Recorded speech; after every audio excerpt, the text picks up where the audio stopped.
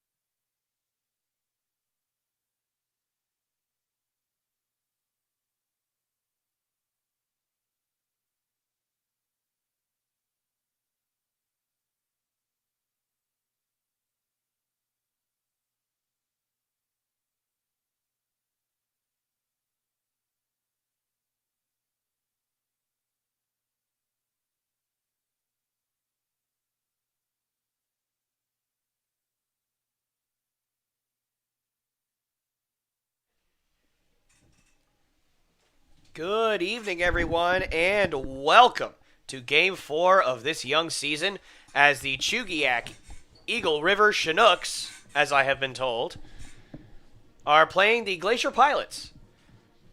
These two teams are facing off for the second time in this young season, with the Chinooks taking the first game of the season with a score of 4-2.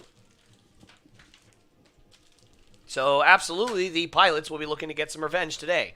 Let's quickly go over the defense and lineup for the home team of the Pilots. Leading off and playing shortstop will be Fausto Lopez. Devin Ornelas, the center fielder, will be batting second. Kevin Nakamura, one of the hottest hitters in the league in this young season, will be playing third and batting third. Tom Tabak in the cleanup spot will be playing left field. The right fielder, Cole Escher, batting in the 5 spot. Grant Weiss is behind the plate tonight in the 6 hole. Terran Segita, the first baseman, will be batting 7th. Blake Wink, the second baseman, and batting 8th. And Jimmy Galatia, the designated hitter, will be batting 9th tonight. The pitcher for the Pilots will be Easton Sikorsky, a fantastic name. Easton Sikorsky will be pitching tonight for the Pilots. We will go over the Chinooks lineup and defense in the bottom half of this inning. But with that being said, that pitch is taken outside for a ball, and this game is underway. Will Batts, the center fielder for the Chinooks, will be leading this one off, as he has every game thus far. As that pitch is swung on and grounded to Wink at second base as he fires on to first for the first out of the inning. So a quick start for Sikorsky. 2 pitches and 1 out here to open up the ball game, as John Mark Mullins, the shortstop for the Chinooks in his usual 2-hole, will take his hacks here for the first time in this ball game. My name is Tyler Lopes, as that pitch is inside for a ball. My name is Tyler Lopes, and I will once again be joined sparingly by my partner Aaron Davis this evening. And we'd like to thank all of you watching on the live stream here on YouTube and Chinooks Radio Network. We understand that everybody, as that pitch is in there for a strike, who is watching that is not on the same timeline as Alaska is. It's 11 o'clock elsewhere on the East Coast, 10 o'clock Central Time. So we thank you very, very much for joining us at this late hour. We know that you have plenty of options, as that one is hit to center field, as Ornelas sits underneath and makes the catch for out number 2. We understand that you have a lot of options, and we thank you so much for choosing to watch our stream. Not only just tonight, but every night that you decide to join us. So thank you very much for being with us, as Joe Keel is playing first base tonight. Will be batting third, as he has slowly moved up the lineup throughout this season. If I remember correctly, he has moved up 1 spot every game. I think he started in the 6-hole, and then next game 5-hole, and then last night, as that pitch is in there for a called strike, he was in the 4-hole, cleanup spot. Now tonight he's batting third, so not many more spaces up for him to go, but I'm sure he will definitely take being in this premium spot in the lineup, as that pitch is just outside for ball 1.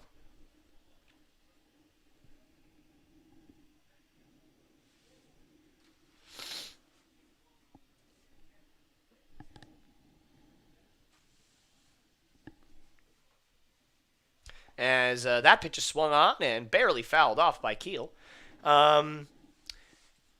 Miss Klein, thank you very much for asking. I'm doing a little bit better today. My throat is, or I should say my voice is still suffering a bit, as you can probably hear. However, the rest of me feels great. I was able to work out for the first time in a while today, as that pitch is up and in for ball, I believe, 2. So thank you very much for asking. Mrs. Dunbar, I do not know who is umpiring. As a matter of fact, just full disclosure, we were given the lineup for the other team, as that pitch is fouled right off the press box, as I'm sure all of you heard that clank. So we were given the lineup for the other team, not even exaggerating, about 10 minutes ago. So about 5 minutes before game time, we were given all that stuff. And at that point, I just wanted to know who we were playing. So I did not get the chance to ask who was umpiring in between innings, as that pitch is fouled off. If I can get that information for you, I will. But I cannot make any promises. As you know, there's not a lot of time in between innings. Luke McMullen, one of my good buddies from college, as that one is swung on and missed for strike, or not swung on and missed, but taken for strike 3, as Keel did not agree with that call. But nevertheless, he is rung up on strikes to end the top of the first. And heading into the bottom of the first inning, the Chinooks and Pilots are tied at 0.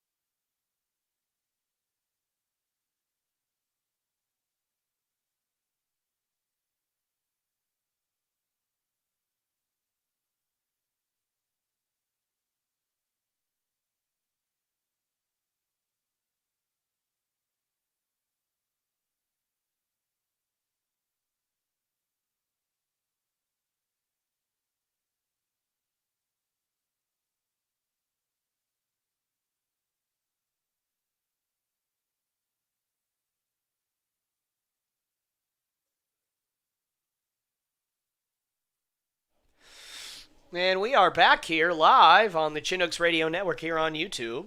quick shout out to my buddy Luke, who is watching the stream for the first time. It's great to see you out here, buddy. I know that it's, late for us as adults, but for you, maybe not so late. I don't know what you're doing nowadays, so I hope hope everything's going well for you, buddy. Thank you for joining us. By the way, everybody, I'm just kidding. Luke is far more of an adult than I probably will ever be, so it's good to see you, buddy. Good to hear from you. So we're going to quickly go over the Chinooks lineup before this inning gets started. So as you've seen, Will Batts, number 10, the center fielder, will be in the leadoff spot. John Mark Mullins, the shortstop, batting second tonight. Joe Keel, playing first tonight instead of being behind the dish, will be batting third. Matt Magno is behind the plate tonight. He will be batting fourth. Colby Ferris, the right fielder, batting fifth. John Graham, left fielder, is going to be batting sixth. Pate Fullerton, designated hitter tonight, will be batting seventh. Patty McDermott returning to the starting lineup. Playing at the Keystone will be batting eighth. And Leo Harris is manning the hot corner tonight, will be batting ninth.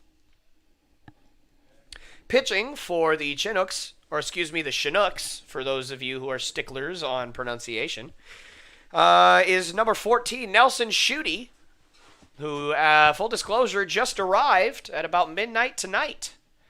So we will see throughout this ball game if jet lag or fatigue will set in for Schutte, as his first pitch is outside for ball one, as Fausto Lopez, the shortstop for the Pilots, will lead this one off tonight, as that one is fouled off. So Nelson Schutte is from Kansas, and I do believe went to college in California. So definitely is well-traveled.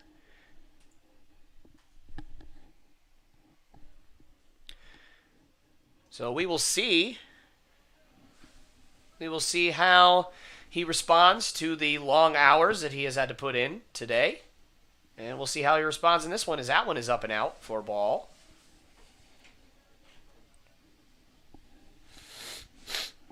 Yeah, Schutte hails from the Masters College along with his teammates Will Batts. And that is ball four, so not a good start there. Excuse me for interrupting you. No worries.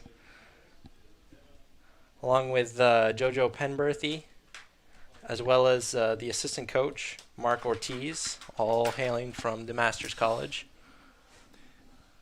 Definitely a heavy Masters presence in this one, as Devin Ornelas, the center fielder, will step up to the plate, as that one is swung on and missed. Good pitch there from Schutte.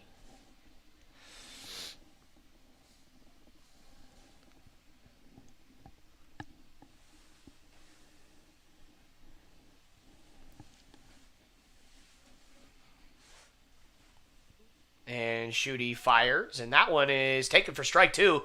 And to throw down, and he is out. So Fausto Lopez trying to swipe second, and a fantastic throw from Matt Magno will gun him down, and that makes the first out of the inning. So a caught stealing there for Matt Magno, as he definitely did a great job of showing off his arm. The Chinooks tonight are being coached by John Groth and their assistants Chris Beck and Ted McGovern, and that one is swung on and missed. So a good bounce back from Schutte there, as there are two out in the inning. So anyways, the head coach John Groth, the assistant coaches Chris Beck and Ted McGovern, Troy Hervey, the pitching coach, and Mark Ortiz, another coaching assistant. So good coaching presence here for the Chinooks tonight, as that one is down low for ball one. And stepping up to the plate will be Kevin Nakamura, who is one of the hotter hitters in the sport right now, as that one is taken for a strike. Nakamura batting .500 here on this young season, and already has 6 RBIs to his name, which, if I'm not mistaken, leads the league. So he has gotten off to a fantastic start. No wonder why he's hitting in such a good spot, as that one's outside for a ball.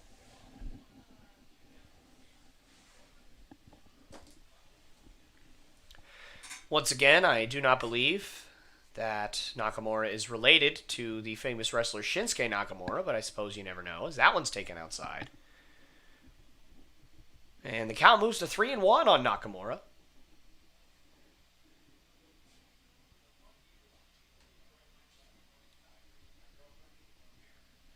And that pitch is swung on and fouled back by Nakamura. Good, healthy hack there.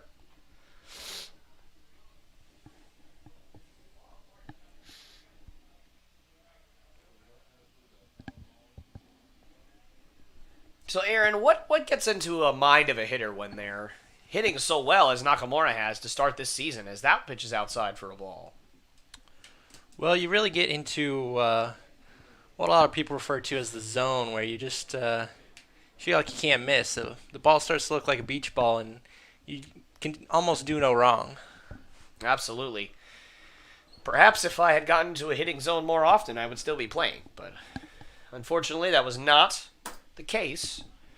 But it could be the case for Tom Tabak as he steps up to the plate and as he hopes to get going here on this young season. He's batting in the cleanup spot tonight. The normal cleanup hitter, Ethan Mann, is not in the lineup tonight for the Pilots. As Ethan Mann, in his last game against the Chinooks, did connect for a long home run.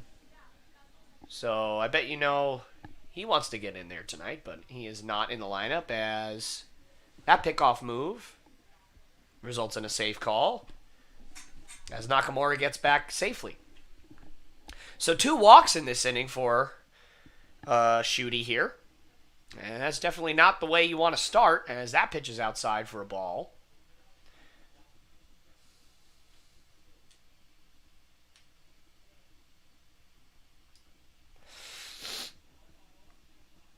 And that's a good move, but unfortunately Nakamura does get back.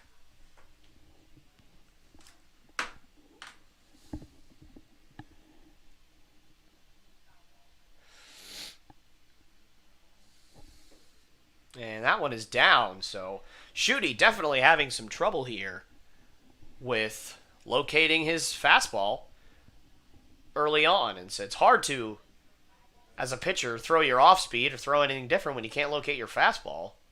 You kind of just have to keep going to it, as that one is ripped into right field, and that one's going to get over the head of Colby Ferris as Nakamura turns and heads for third. And he's going to be waved around, and the throw to the plate is going to be up the line.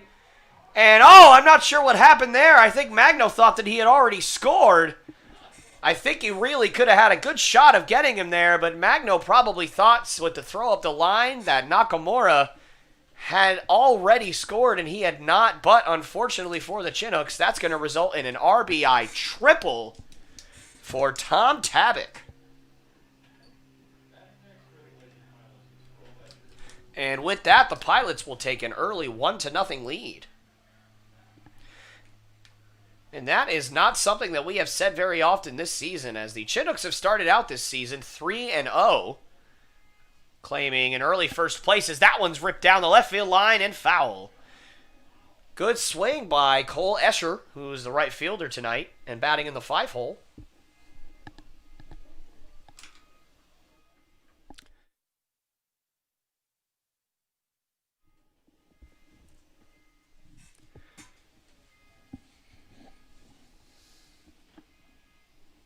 Shooty shakes off, gets the pitch he wants, and he fires, and that one is in there for a called strike 2. So we'll see if Shooty can dance out of danger here.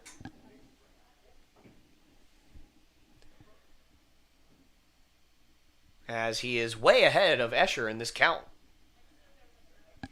And Shooty fires, and that one is outside, and a good stop from Magno saves a possible run there.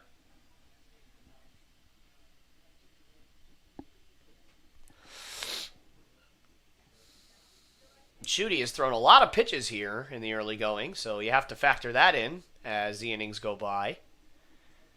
And again, as I've disclosed to all of you listening at home, he just got in this evening. As that one is swung on and missed. Good curveball from Shooty as Escher is sat down looking And that will be the third out of the inning. So while the Pilots do score a run, Nelson Schutte is able to dance himself out of danger and avoid any more damage. So with that, the Chinooks will look to answer the Pilots' run scoring in the top of the second inning.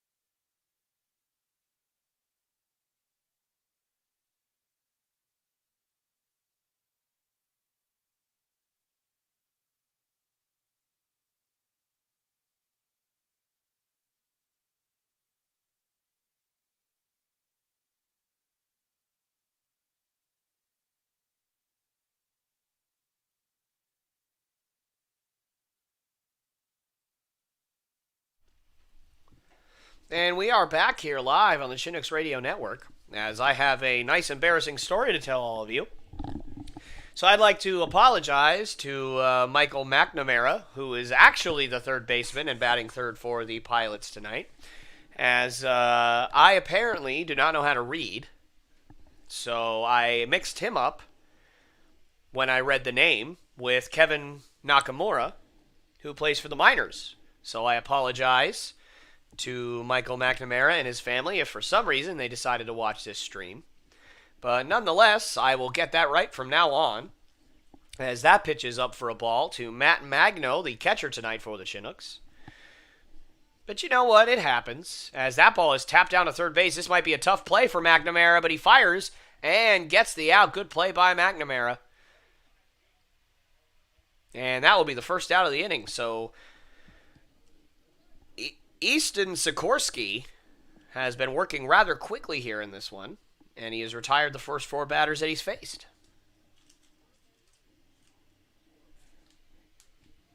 But you know, it does happen every once in a while. You get a name mixed up, especially when I'm not familiar, as that one is hit up the middle for a base hit. So Colby Ferris firing at the first pitch he sees and smacking into center field for a base hit.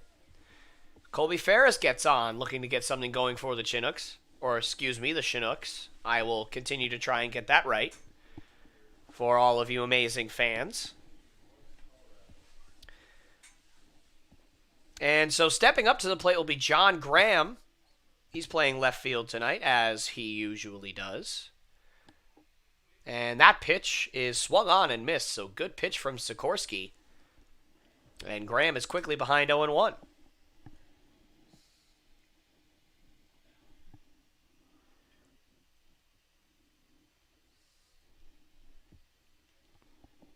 And Sikorsky fires, and that one is in there for a called strike two. So very quickly here, Graham is down 0-2.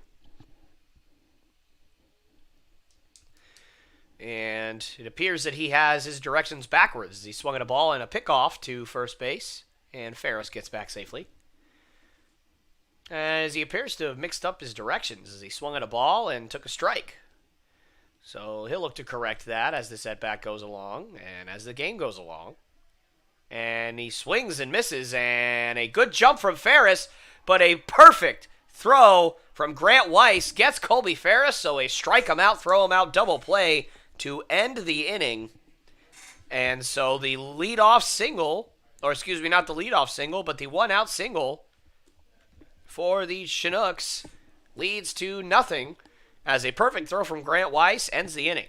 And so the Chinooks will look to hold off the Pilots here going into the bottom of the second.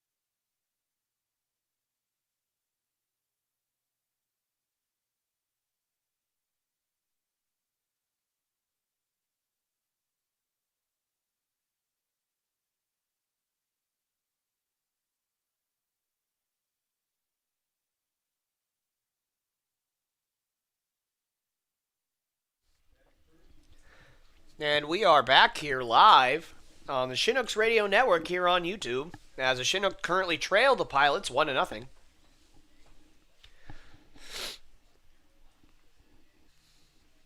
So Nelson Schutte, who his at pitch is ripped down the right field line in foul, who gave up a run in the first, back out there for the second as expected, making his Chinooks debut today. And looking to keep the win streak going, as that one is hit down the right field line and foul and out of play.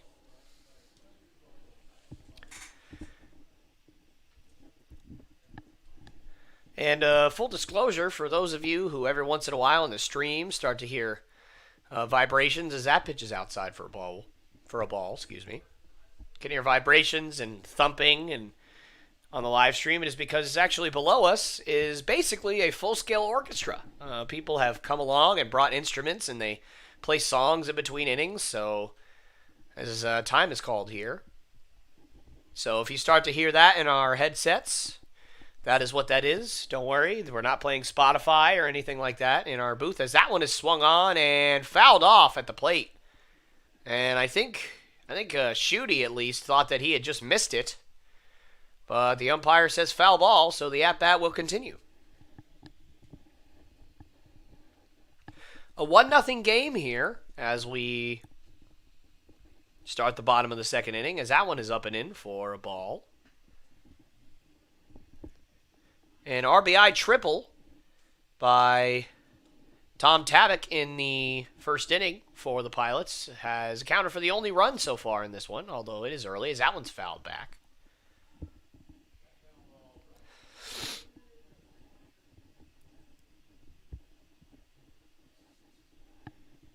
And thank you all for being so patient over these last few days, as I think I'm just starting to get over the sickness that has been plaguing me as the count runs full, as that one was upstairs.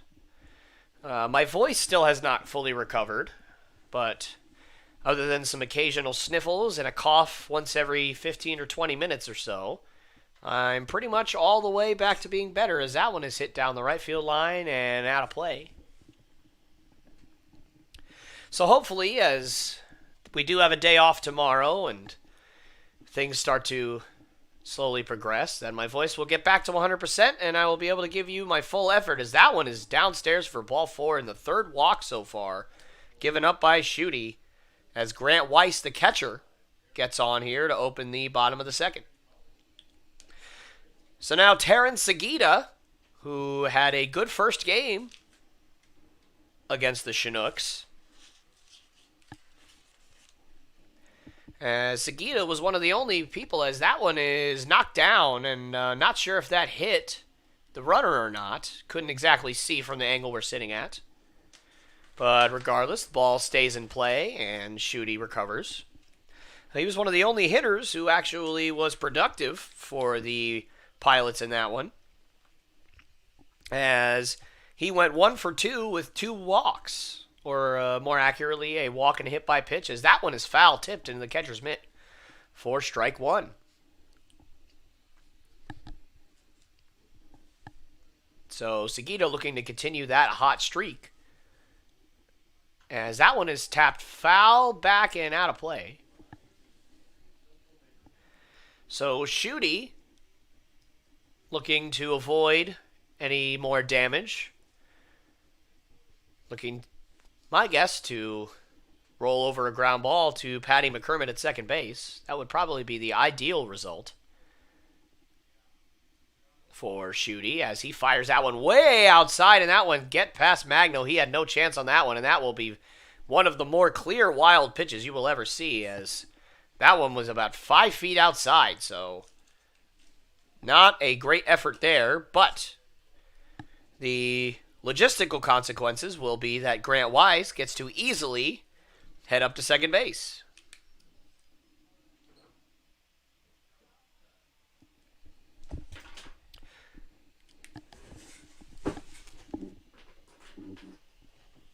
And Schutte fires, and that one is ripped into right field, and that will be into the gap.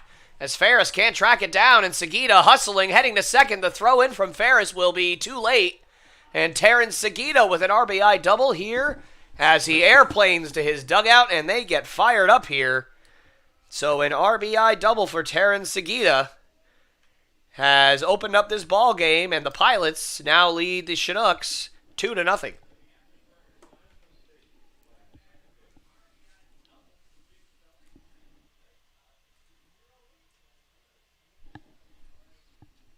And so now Blake Wink, the second baseman, will step up to the plate to keep this rally going as there are still no outs in the inning. And Nelson Schutte, as that one is bunted down the third base line, but well foul. As Nelson Schutte has struggled to open this ball game.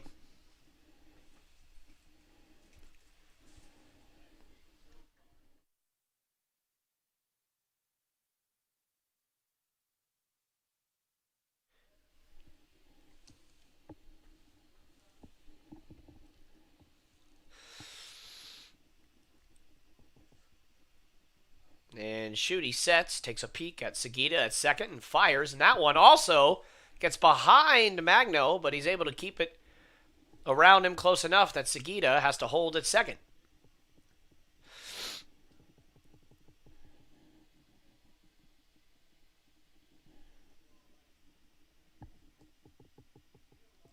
So Schutte is clearly having some control issues here to open up this ball game.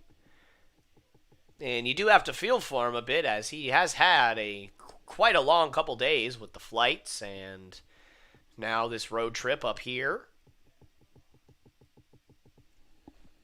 Well, we'll see if he can recover here, as that one is tapped down the third base line. Schutte comes off the mound, gathers, fires, and it pulled Keel off the bag just enough that Blake Wink will reach on what will probably be ruled as an error, as it looked like Schutte would have at least had a chance to get the out had it been a good throw. So at least in my scorebook, it's going to go down as an error. We will see if we can get an official ruling as the inning goes along, as there is no scoreboard here, so it doesn't necessarily have anything flashing or anything like that. But I know if I was scoring, I would put that as an error, but again, I will always be honest with all of you, as that one's tapped out to short. Let's see if they can turn two, and they do. However, the run does score. So Jimmy Galatia, the designated hitter, grounds into a double play, so he does not get the RBI. However, I'm sure he will at least take the run scoring for his team, as now the Pilots lead the Chinooks 3-0 here in this one. As now they go back to the top of the order as Fausto Lopez swings and misses at that one, and that will be strike one.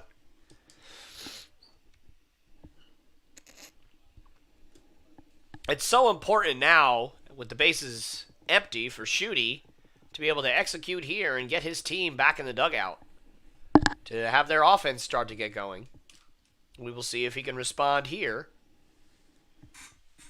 in quick succession, as Lopez swings and hits that to straightaway left, and John Graham having to battle the wind, but he gets there to make the catch for out number 3.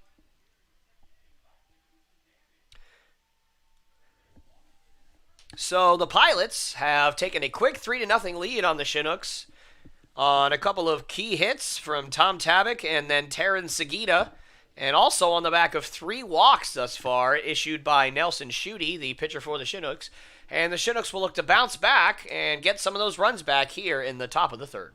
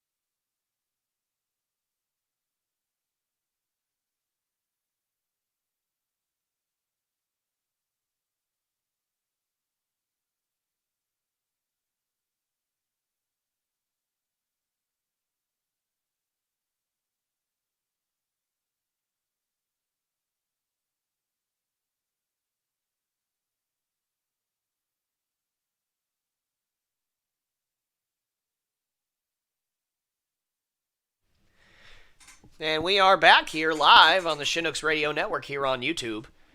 As the Chinooks find themselves down early in this one, 3-0 against the Pilots. As Easton Sikorsky, the pitcher for the Pilots, has looked good to start this ball game as he has set the first 6 down in order. Or at the very least, he has faced the minimum, as Colby Ferris did reach on a single, but then was caught stealing to end the inning. So once again, Pay Fullerton will step up to the plate in the 7 hole, as he has done several times this season thus far, although he is the designated hitter tonight, as oftentimes he plays third base, and that one is in there for a called strike, and the count moves to 1-1.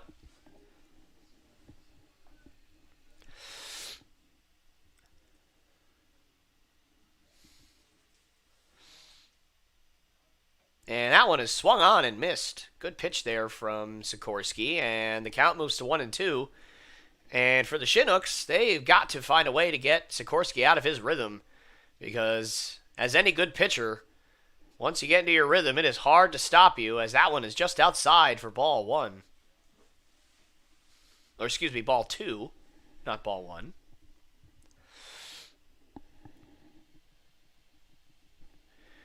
Sikorsky is from Western Michigan, so a pretty big college as that one is tap foul. So very clearly he has some big game experience against some big-time schools. Western Michigan is no slouch, as that is the home of many successful athletes, including possibly most famously in the last decade, Corey Davis, as that one is fouled back, from now the New York Jets, formerly the Tennessee Titans. Great wide receiver, taken 5th overall by the Tennessee Titans back, I believe, in the 2017 draft class. Perhaps it was 2016. And I do believe it was 2017. And that one is tapped up the middle, back to Sikorsky. What a play. He had to reach behind his head to catch that one, but he does and flips on to first for the out. Good play there by Sikorsky, as Pate Fullerton is retired for the first out of the inning. And now Patty McCormick, one of the returners for the Chinooks, is back in the starting lineup in this one. He is playing second base, as per usual. Patty wears the number 5, as that one is, rides up in and almost hits him. Patty wears the number 5, which is a number that I used to wear when I was a little bit younger, coming up into my own. On the big fields, that one's tap foul down the first base line. And plenty of great baseball players have worn number 5. And if you can, this sounds familiar to any of you, I think you know where this is going. I told you I was going to try and do this at least once a game, every game. Something like this where I get to talk to the lovely fans for the Chinooks that are watching on YouTube, as that one's in there for a called strike 2. So Patty McCormick, Patty McCormick, I don't know why I second-guessed myself there, finds himself behind in the count, 1-2. So I want everybody that is listening, as that one's tapped out to short, as Lopez fires across the diamond and gets the out number 2. I want everybody that's listening to comment down below, who is your favorite baseball player that has ever worn the number 5? Now, there are plenty of choices, both current and former. So I look forward to hearing all of your choices. As Leo Harris steps up to the plate, as that one is just down low, at least I presume it was, for ball 1. Leo Harris, playing third base tonight, also has some experience on the mound, at least, well, not for the Chinooks, at least not yet, but at the high school level and at the college level. He has made a few appearances for sure. So we will see how that story develops as the season goes along. And thus far, Harris finds himself, as that one swung on and missed for strike 2, as one of the batting average leaders for the season. I believe he is indeed in the top 10. And if he is not, he is just outside of it. Batting .333 on the season, as that one is swung on and missed, so that average dips down just a little bit as Harris goes down for strike 3 and out number 3. So 9 up and at least aesthetically 9 down for Easton Sikorsky. And the Pilots are well in control of the Chinooks so far as they lead going into the bottom of the third, 3-0.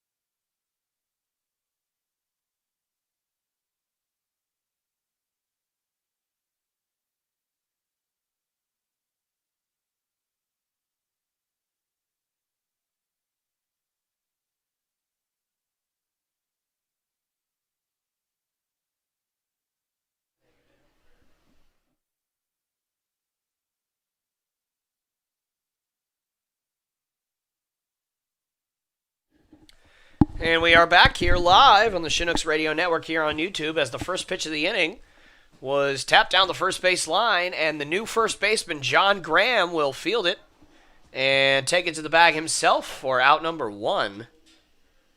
So I have some news to share along to you. I'm not exactly sure what happened, but it is clear that Matt Magno, the catcher for tonight for the Chinooks, as that one swung on and missed, is no longer in the ball game. And so there have been some shuffling around going on as now Joe Keel, the first baseman, is behind the plate.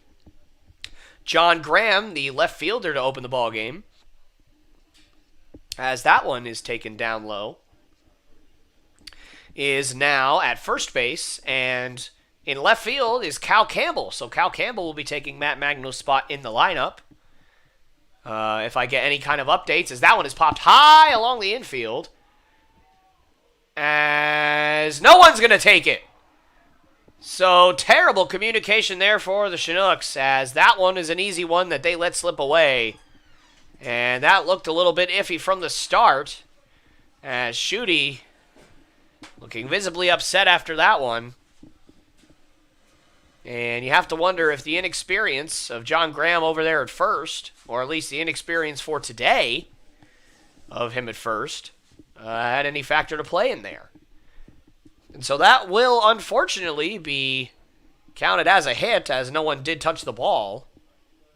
So a base hit for Michael McNamara, as him 1 for 1 with a walk and a run scored in this one, as now Tom Tabak, who had a big triple in his first plate appearance, steps up to the plate now and finds himself down in the count 0-1.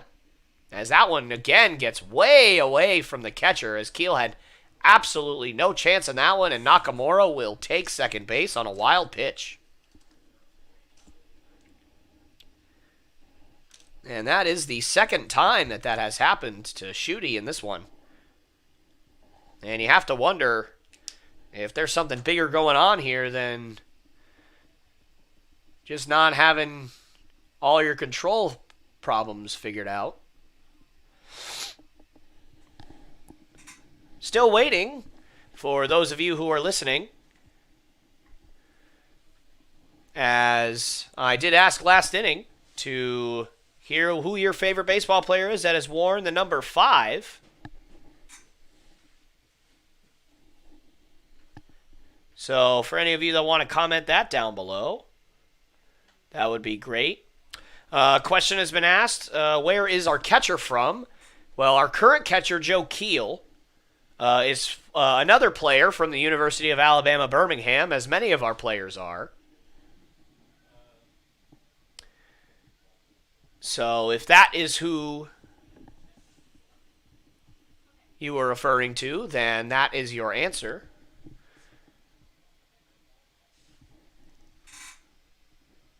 And And if you were looking for where Matt Magno, the catcher to open today, was from, then he is from Northwood University. I'm not exactly sure of the location of Northwood, but that is where he's from.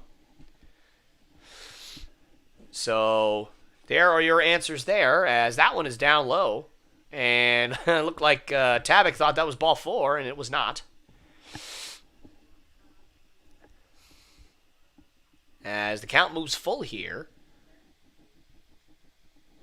on Tom Tabak. So a runner on second and nobody out here. One out in this inning. As that one's down low for ball 4. So the 4th walk issued by Nelson Schutte.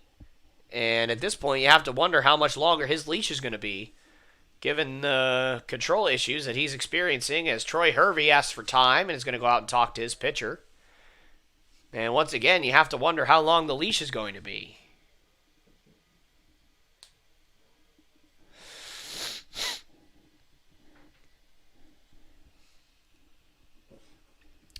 And again, you have to feel for Schutte here, as he did get in very, very late last night. From what I know, he didn't even get the opportunity to sleep, as in he didn't even get to his host family's house until roughly 1 o'clock in the morning here in Alaska. So on our time. And had to get up pretty early this morning. And obviously with jet lag, it's very hard to sleep, as anybody who has flown incredibly long distances will know. And he found out he was starting this morning when he got here, because the Chinook pitching staff has been so heavily taxed to open this season, despite their 3-0 record, as that one's outside and low for a ball. So you do have to feel for him, as he is pushing through a lot of probably pain here at this point. So you do have to feel for him in that regard, as that one's down low for a ball.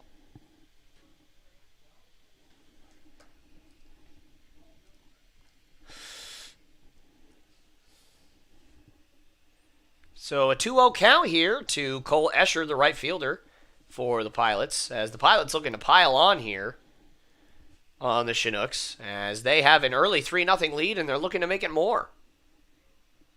As that one is tapped high in the air but shallow right, and the right fielder, Colby Ferris, will call off McCormick to make the catch, and that will be out number 2.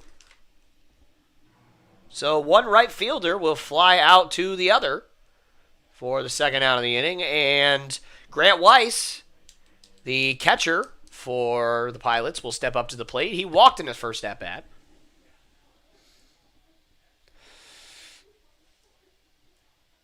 And looks like we have someone whose grandson played for the Chinooks 4 years ago listening to the chat. So thank you, Mrs. Beckwith, if I am allowed to say Mrs. Beckwith on air. So thank you very much for listening. We appreciate you choosing to spend this time with us. I'm not exactly sure what time it is in your neck of the woods, but we appreciate you staying up for this one, as that one's in there for a called strike. And once again, I'm still waiting for people to let me know who their favorite player is who wore the number 5 jersey. So anybody who wants to comment on that, please let us know. That one's downstairs and well outside for a ball. Good stop by Keel, as he has been working hard back there for this inning as he's been back there. Once again, we did not know exactly what happened to Matt Magno, who started behind the plate for the Chinooks tonight. But if we do get an update here soon, we will pass that along to you as soon as possible. Not sure when that will be. And it looked like Schutte wanted to pick off to second, but nobody was covering. And McCormick patting his chest, saying that might have been his bad. Not exactly sure what happened there. So Grant Weiss staring down Schutte, waiting to receive this next pitch. And Schutte fires, and that one swung on and fouled straight back.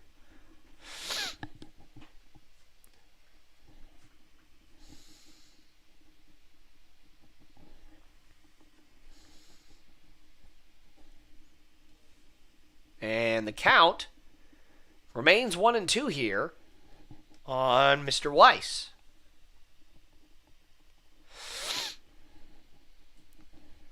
And Shooty, looking to settle out of danger, fires an off-speed just up and in. Looked like he wanted to front door that thing and just didn't get around it enough. And generally speaking, whenever you see a pitcher missing glove side as much as Shooty has missed, and then also countering that with a lot of things that are low and outside, generally speaking, that is a problem with the front side as that one's fouled back. The longer you can keep your front side closed, the straighter your, what I will call the pitching arrow for those at home will be, as you're able to execute more consistently and succinctly. But if your front side is compromised, you end up flying open, which causes your back arm or your pitching arm to kind of slow down or speed up, depending on how your body tries to overcompensate so that you avoid injury. And that one is just outside for ball 3, so the count moves full here on Grant Weiss. Good at bat here for him. So if I had to diagnose what was going on there, I would say that Shooty's front side is becoming compromised. And by compromised, I don't mean any kind of injury. I simply mean that the timing is simply off with his front side to his back side. And that one's a good pitch there as Weiss strikes out to end the inning. So no issues with the front side on that pitch as he gets Weiss swinging to end the inning. And so after 3 innings, the Pilots lead the Chinooks 3-0, and then the Chinooks will look to battle back here and get some of those runs back going into the top of the 4th.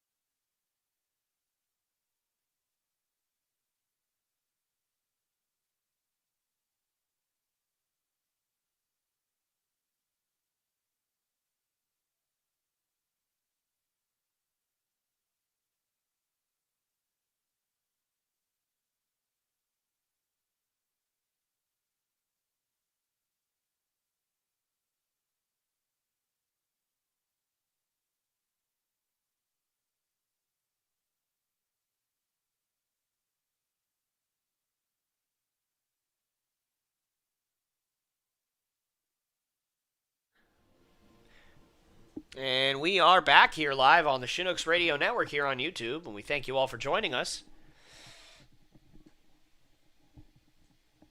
As the Chinooks find themselves down 3-0 here in the early going, as that one's just outside for a ball.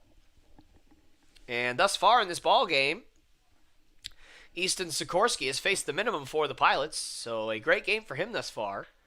As that one is ripped into right field, and a base hit for Will Batts, as he lives up to his last name with a great swing there. And Will Batts looks to get something going here for the Chinooks to open up this 4th frame. And so John Mark Mullins, one of the better players to start the year for the Chinooks, steps up to the plate here, looking to continue to get Sikorsky out of his rhythm. And for those of you who don't necessarily speak baseball, when I say faced the minimum, I mean that he has faced 3 batters in every inning that he has faced. So you can face the minimum while giving up hits and walks, but they do have to be erased on any kind of double play or triple play. And you will still technically, even though you've given up a hit or a walk or whatever the case may be, you still will have technically faced the minimum.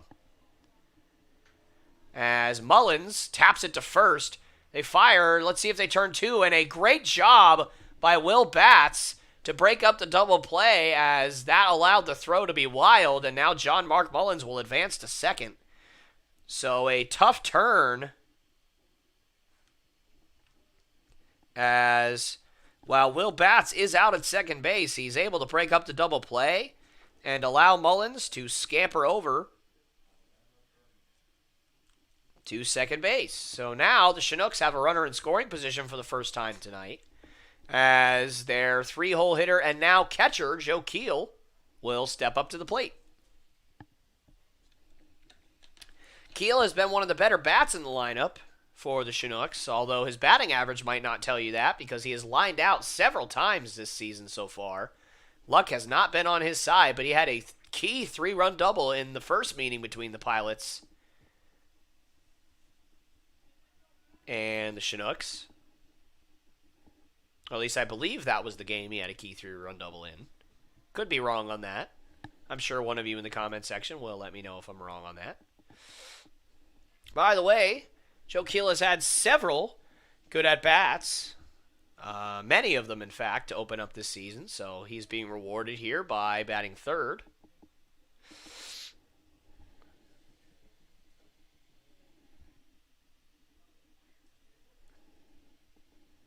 And the pitch from Sikorsky is downstairs, and that gets by Grant Weiss, and so John Mark Mullins will slide up to second, or excuse me, not to second base, but to third base on a wild pitch.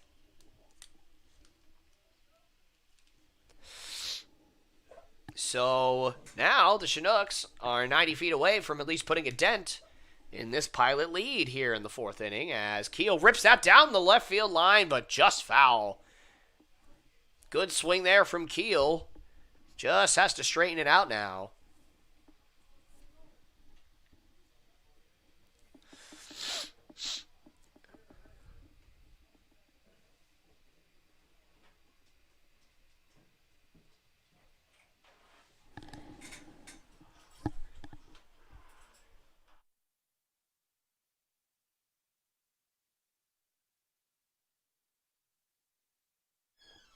Pardon me, as we were asked some questions by some of the scorekeepers for the other team. As we said in the last inning, there are several substitutions, so they just had to make sure they had the right names, and that last pitch was outside for a ball. So unless I'm mistaken, the count is run full for Joe Keel here, as that one is hit to right field, and I'm having a hard time seeing it, as that one will get out of play for a foul ball. So the count will remain full here for Joe Keel. As I'm sorry to anybody who heard my chair clanking around, it is metal on wood, so it is not the softest material. And so Joe Keel looking to find a hole here and give the Chinooks their first run of the ball game.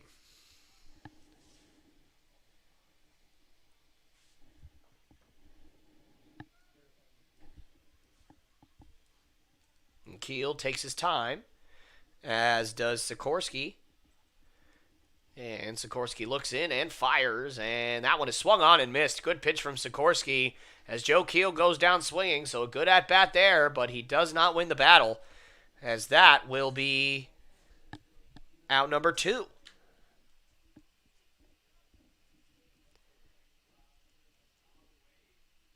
So now, stepping up to the plate will be Cal Campbell. Was not originally in the starting lineup, but as we have stated before, Matt Magno, the original starting catcher for the Chinooks, as that one is grounded to short. Fausto Lopez gathers, fires, and a good scoop at first by Terran Seguida saves a run and saves an error for the Pilots. So Campbell swinging at the first pitch there with a runner on third, and it does not pay off. So the Chinooks end up with nothing in that inning, and therefore the Chinooks are down heading into the bottom of the fourth, 3-0.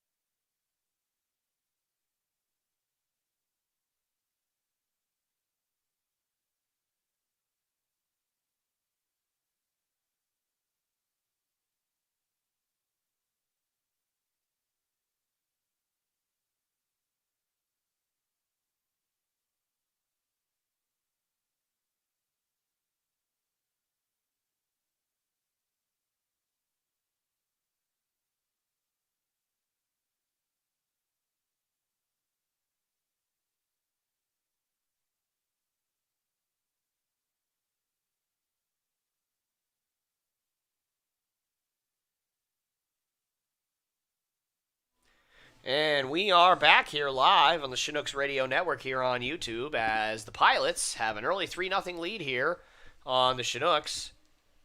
As we have a new pitcher here for the Chinooks, as that one's inside for ball one, as Zach Sundine has taken over for Nelson Schutte in this one. Schutte probably not the way he wanted to start his Chinooks career, as he gave up 3 runs on 4 walks. As that one is in there for a called strike, as well as 3 hits. So Schutte will leave the game after just 3 innings, and that one is ripped up the middle for a base hit. So Terrence Segita is showcasing that he is still swinging a hot bat in this one, as he is now 2 for 2. So Zach Sundine started the opening day for the Chinooks this past year, and his only blemish on the scoreboard was a home run by Ethan Mann.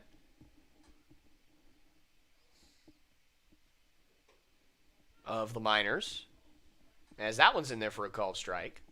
Good curveball there from Sundine. He's definitely going to look to repeat that success. So Sundine's second appearance of the year, first in relief, as that one's outside for a ball.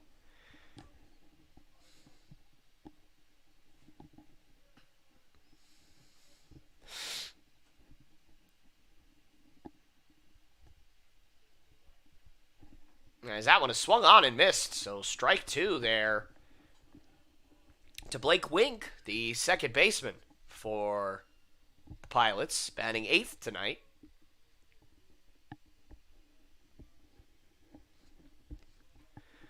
As Sundine takes a look, and a good pitch there, and that is swung on and missed, and Wink, I think he believes he fouled that one off, but the umpire says, no, you did not, and so he will walk back to the dugout with a strikeout, an unfortunate strikeout for him, as that is the first out of the inning. And now Jimmy Galatia, who grounded into a double play, his first at-bat, will step up to the plate here. He is in the 9 hole and the designated hitter tonight. And that one is... looks like that was a balk. So a balk called by the second base umpire. So that will be no pitch. And Segita will have a free trot over to second base. Or at least I believe that's what happened.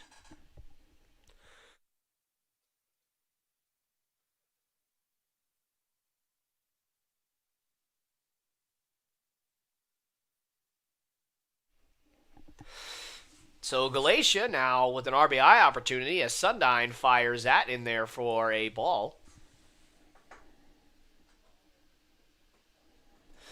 And once again, I am still waiting on you guys to let me know who your favorite player is to wear the number 5. And that one is in there for a called strike. So anybody in the comments section that wants to chime in on that, just let me know. We can have a nice conversation about it.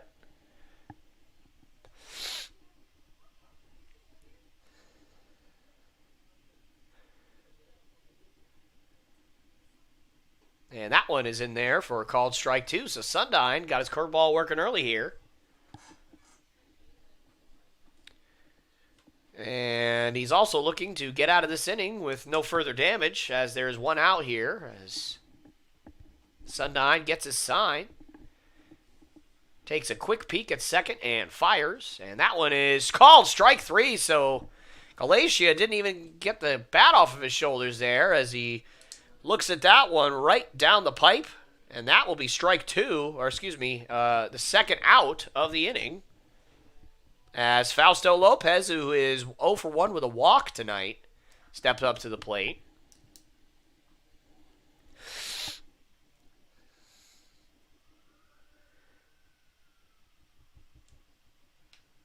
As that one is ripped down the right field line and foul. And we have our first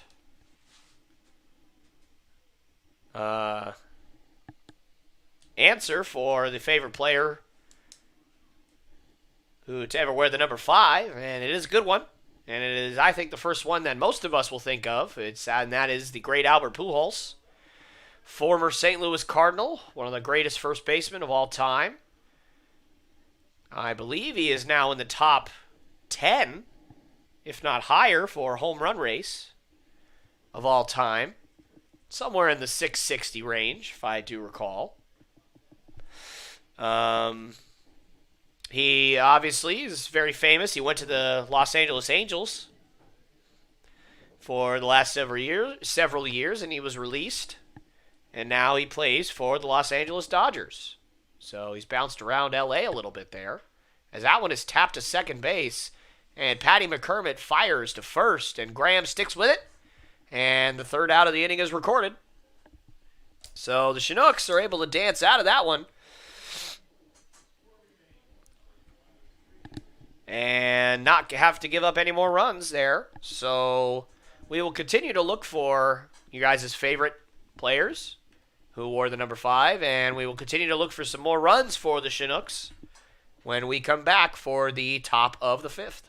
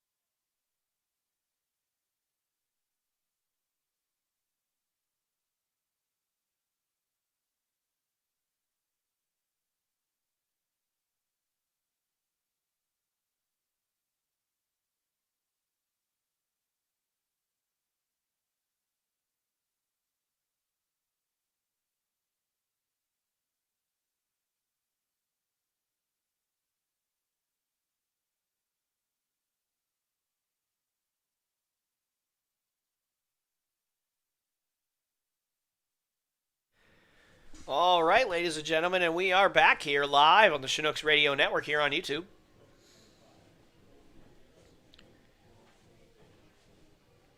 So, anyways, talking about last inning, we were talking about Albert Pujols.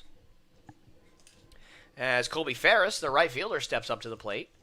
He is number 5, in fact, on the all-time home run list, and number 3 on the RBIs list. So, obviously, an amazing career as Ferris taps that one. Tough play for Lopez as that one pulls Terrence Segura off the bag, and so Colby Ferris will reach on an error. But for the Chinooks, they will definitely take that at this point as their offense has been stymied all evening thus far. So, getting some great ones here now. Johnny Bench, arguably the greatest catcher in the history of the sport, wore number 5, famously, for the Reds. As that one is swung on and missed by John Graham. And he has struggled thus far in this one with that outside slider. So Johnny Bench, definitely a great answer. And Joe DiMaggio, another one that you can't go wrong with. Joe DiMaggio, one of the more famous baseball players of all time. Obviously, there are many songs written about Joe DiMaggio. Famous Yankee, played center field for them for many years. So definitely can't go wrong with any of those answers. And Ferris takes off, and Grant Weiss could not get a hold of that one, and so he will reach on a stolen base. So good heads-up base running there from Colby Ferris as he has now put himself in scoring position here with nobody out in the 5th.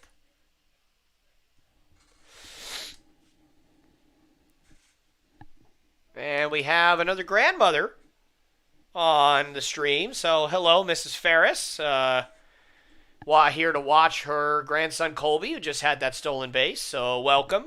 And we hope that you are having a good time on the stream. Just so you know, I have been driving Colby around for the last few days, and I can tell you from experience that he is a very, very great young man, and you should be very proud as Graham hits that one in the center, and Groth is going to hold up Ferris at third, as John Graham pokes that one out into right field for a base hit. And the Chinooks have it cooking here in the 5th. So anyways, I can tell you that Ferris is a great young man with a good heart and a great sense of humor, and it has been an absolute pleasure thus far to get to know him and to talk to him and figure out all the things that he wants to do with his life. So you should be very proud of the man that you helped raise. So congratulations to you, and please, I'm not sure what your feelings are on this or if you have any, but please tell him that LeBron James is not the greatest of all time, and he never will be. That is the only thing that him and I don't see eye to eye on. So there you go, Mrs. Ferris, and I hope you're having a wonderful evening, and thank you for joining us. As Pate Fullerton stepping up to the plate here, as he's got something going. In the last couple games, he's been one of the hotter hitters for the Chinooks, as that one is hacked at and hit foul down the left field line.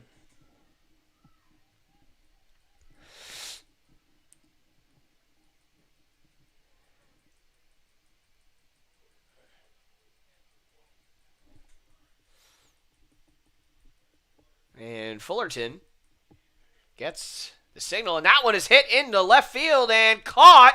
And Ferris tagging. This is going to be a close play. Oh, my goodness. What a throw from Tom Tabak in left field. Cuts down Colby Ferris trying to score on a tough play. And that was an absolute frozen rope, and the game remains scoreless.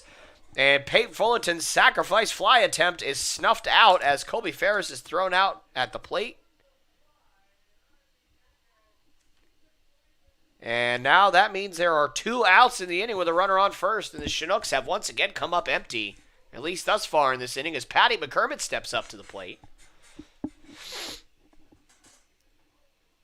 And that one is upstairs for ball 1.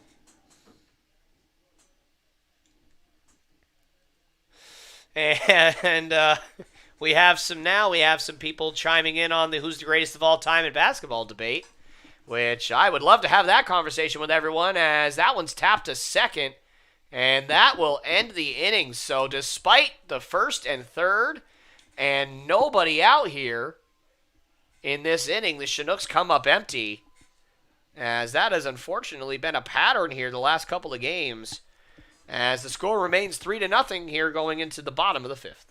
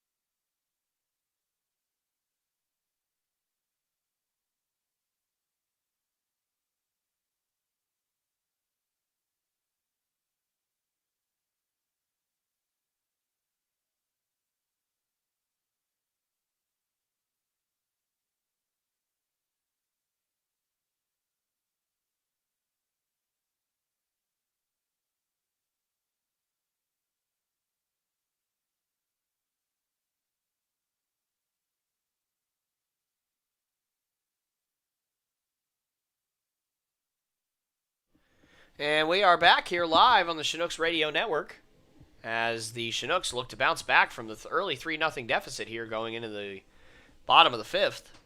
So halfway through this one, and the Chinooks have yet to get really anything going on offense. But enough about that right now, because we got some debating to do, as we've got somebody saying that Wilt Chamberlain was the greatest of all time. Now that is an amazingly valuable opinion. But I'm afraid I'm going to have to disagree there. And I'll give you my opinion in a minute, as we have a new pitcher for the Chinooks. As Justin Estrada, the Game 2 starter for the Chinooks, has stepped into this one to try and keep this lead at bay.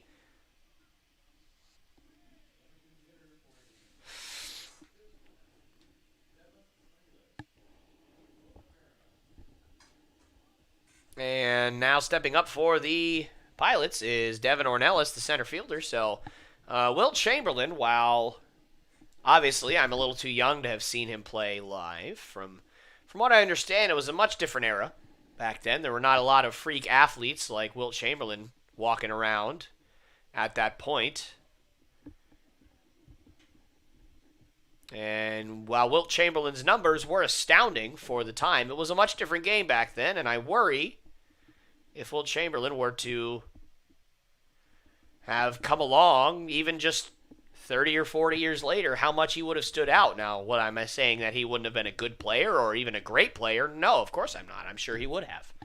However, when you compare the greatest of all time, you have to look at it as a cross-generational talent sort of thing. And I think that guys like Michael Jordan, and as that one is ball four, so a 4-pitch walk to open up things for Chinooks, not the start that Estrada wanted.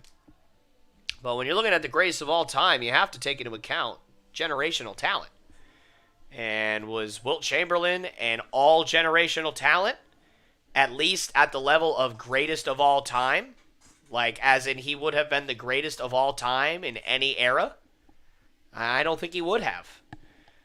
So I'm going to have to go with Michael Jordan on that one. And that one is upstairs. I would love to hear a counter from you, Mrs. Klein, if you have one. Because debates like this are what keep me going. I absolutely love to talk about sports. That's why I'm doing the job I am right now. I love to come up here and watch sports, as that one's in there for a strike, and talk about them. And I hope to do this for the rest of my life. So if you could humor me, that would be great.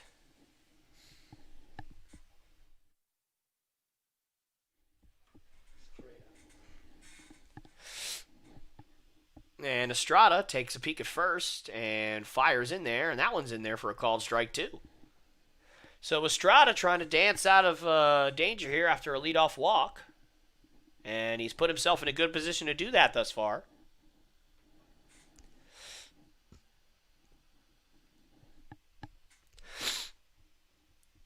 And a good pickoff move from Estrada. But Ornelas gets back safely. Please excuse the beeping. That is my computer. It is old and sometimes beeps for no reason, so I apologize for that. It's not quite as charming as R2-D2 when he beeps, but it does beep anyway. So that is annoying.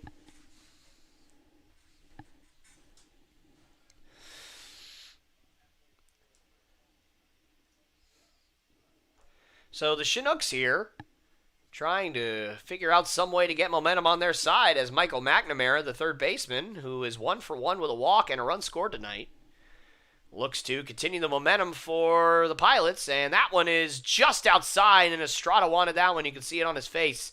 Did not get the call, though, as that one was about a ball, maybe two off the plate. Looked like it was right on the left-handed batter's box. So a good call from the home plate umpire there, but as a pitcher, you definitely want that one, as that one is hit way out there in the left field, and that one is going to be caught out there by Cal Campbell just in front of the warning track for out number one. So a good swing from McNamara there. It appeared that he just missed it, but he did indeed miss it. So that will be out number one, as Tom Tabak, who is 1-for-1 with a walk and had a triple in his first at-bat, an RBI triple, will step up now. And once again, if you're hearing a lot of thumping and kind of bases being hit around, you definitely... And oh my goodness, they appeal to second base. And it appears that they are calling Ornelas out. I'm not exactly sure what the call is there. I didn't see if Ornelas perhaps passed second base as that fly ball was in the air. That would be the only way that I could understand what happened there. But if I had to guess, it seemed that he passed second base, and as he went back to first, he did not then retouch the bag, which you have to do if you pass the base. And so an appeal to second means that he is out. And so there are now two outs in the inning. As, quite frankly, I'm not exactly sure how to score that, so we're just going to say that that is out number 2 and leave it at that. As that one is hit out into the center field gap, and it's going to be run down by Will Batts. So a good running play there by Batts, and that will be the 3rd out of the inning. So from what seemed to be the beginning of a disastrous inning, quickly turned to a great 1-2-3 inning for the Chinooks. As the Pilots, lead 3-0. Their pitching staff has started to show chinks in the armor, and the Chinooks will look to take advantage of those chinks when we come back in the top of the 6th.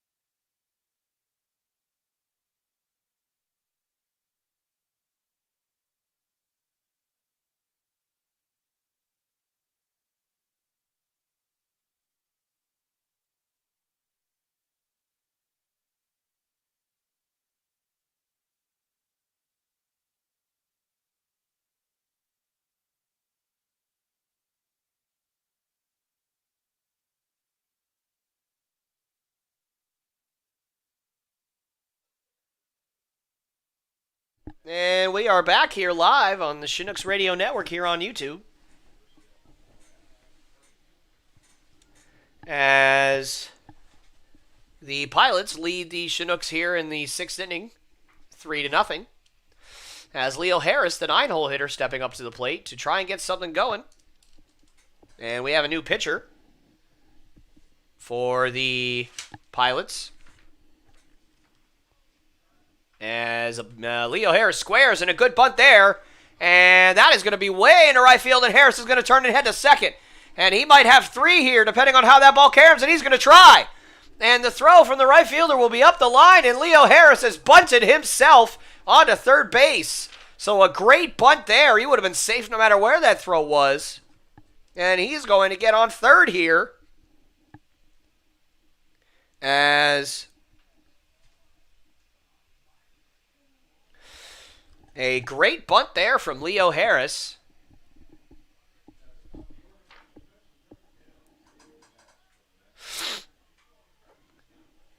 And so now Will Batts is going to step up to the plate here. As that one is ripped and fouled back. And so anyways, we have a new pitcher for the Pilots, and that would be number 22, Taylor McCart. So that is your new pitcher, McCart, from Dakota Wesleyan here in Anchorage. So that's exciting as Batts hits a towering fly ball to right, as that is sure to score Leo Harris from 3rd. And the throw to the plate is a good one, but too late, as Harris will come across for the first run of the game for the Chinooks. So they cut the lead by a 3rd, as now they lead, now the Pilots lead 3-1.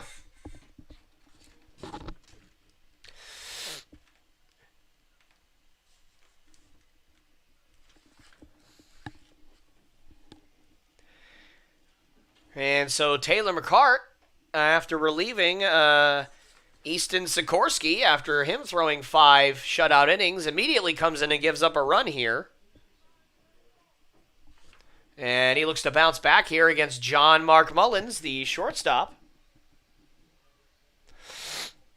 for the Chinooks as, yes, Mrs. Klein, yes, I do believe that Michael Jordan is the greatest of all time. And quite frankly speaking, I don't think that there's anything that LeBron James could ever do to surpass his greatness, as the mark that MJ left on the game of basketball and on society as a whole probably will never be tarnished and also will never be surpassed, as Mullins lifts that one in the center field and the right fielder calls him off as Cole Escher makes the catch for out number 2. So after the leadoff single for Harris and the subsequent throwing error by McCart, 2 quick outs here to recover for the Pilots pitcher. As now Joe Keel started tonight at first base and now is behind the plate, will step up and take that pitch down and out for a ball.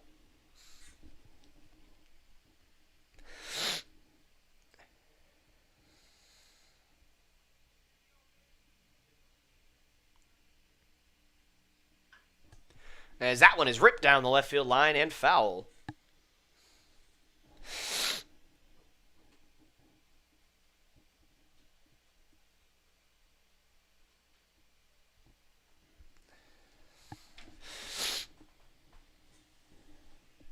And so if anybody else wants to weigh in on either the what's your favorite player that wore the number 5 debate or the greatest of all time in basketball debate, I would absolutely love to hear it.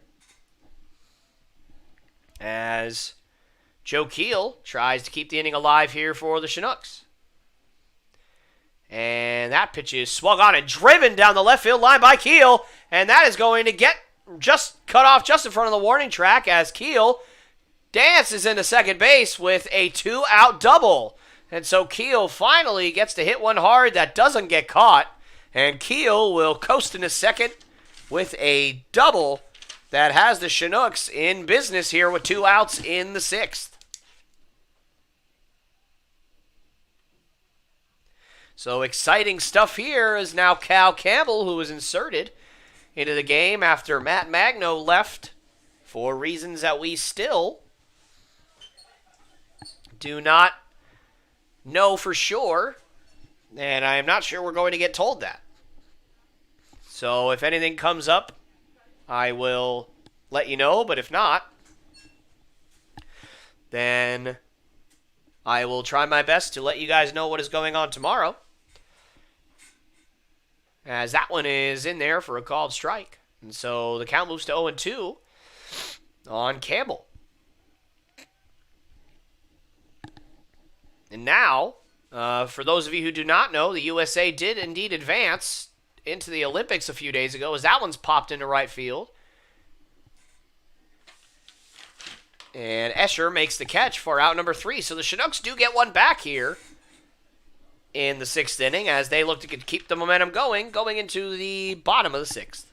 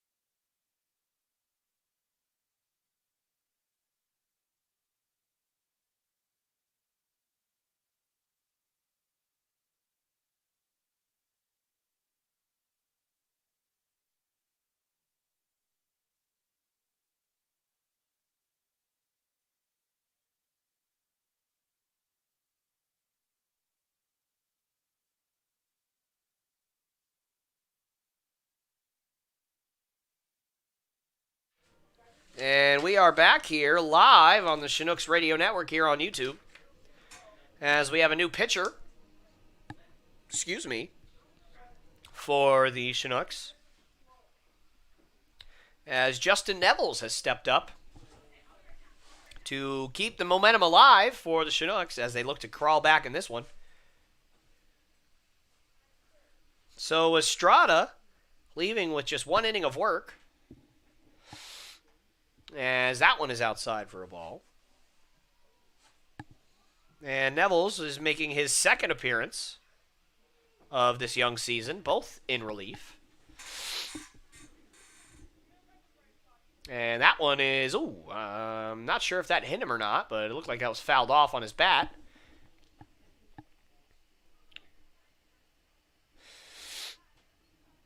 And we have another answer for your favorite player to ever wear the number 5, and it is Patty McCurvett. So Patty getting a shout out in our chat here, so that's awesome. Or not in our chat, excuse me, on my phone. It's one of my friends decided to let Patty know that he's loved out there. So Patty, if you ever listen to this, you're loved, and we all love you, and you are our favorite number 5. So isn't that is a beautiful move? That's a beautiful moment, and I hope he cherishes it forever. And now refocusing back to Justin Nevels, as that one is tapped to short, and Harris trying to make a great play, and he does. Oh no, he's called safe, and that's a close play. It looked like he might have had him, but the umpire says safe, and therefore he will be safe. So that is a base hit for Cole Escher, the right fielder. Or, yes, excuse me, that I was correct. It is Cole Escher, the right fielder. So, a base hit for him. That's his first hit of the ball game. As now Grant Weiss, the catcher, steps up to the plate. So, a tough break there for the Chinooks. Or the Chinooks, excuse me. Still working on that pronunciation, guys, but I'm trying to get better at it. I am originally from Boston, Massachusetts, and if anybody has been there, you know that they say nothing correctly up there, especially if the words have the word or have the letter R in it. Generally speaking, they do not even pronounce the R. They just act like it's not there and just replace it with AH. And I apologize, but my computer keeps beeping again. He wants attention, and we refuse to give it to him. So my apologies, as that one's outside. So if anybody else wants to chime in on the favorite number 5 of all time, we would love to hear that. If there are any other ones that come to your mind when you think of the number 5. And my computer just continues to beep up a storm here. So I apologize to anybody who has to listen to that, including myself and my partner Aaron over here. And we're fidgeting with it to get it to stop, and I'm not sure it's going to work. It's just going to keep going until the sun goes down, as that pitch was fouled off down the right field line. And so I apologize, but I think that the sun will burn out before this computer will stop beeping.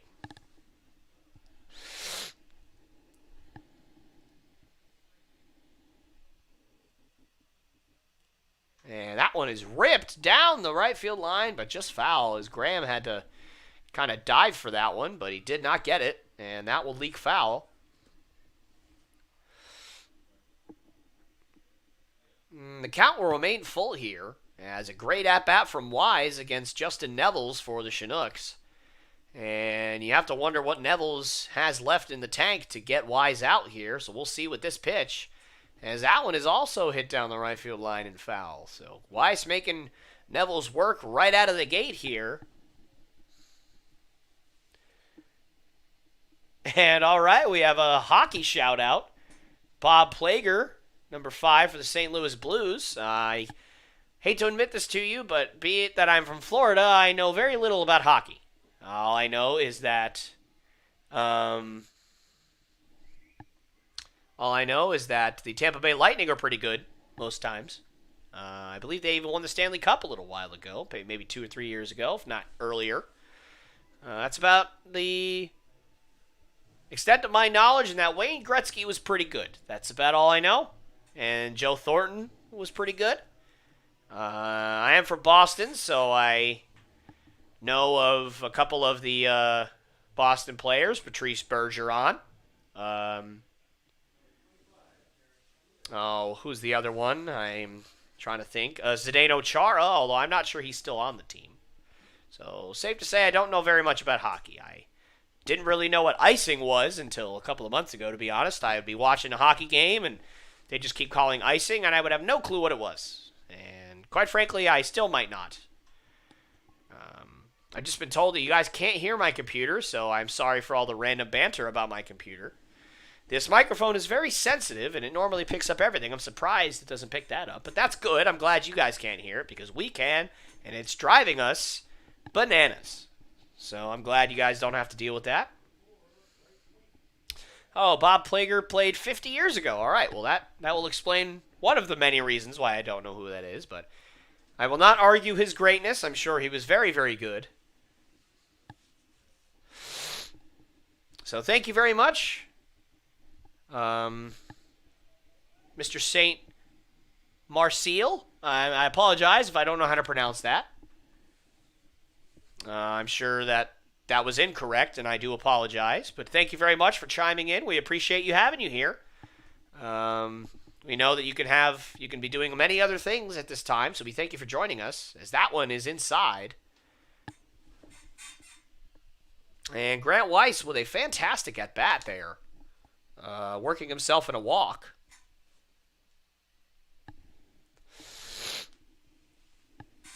And so Justin Nevels has 2 runners on here with nobody out, and he has to work very, very hard to get himself out of this one. As that one is chopped to short. Can they turn 2? It's going to be tough with the speed at first, and no double play, but they do get 1 out. And so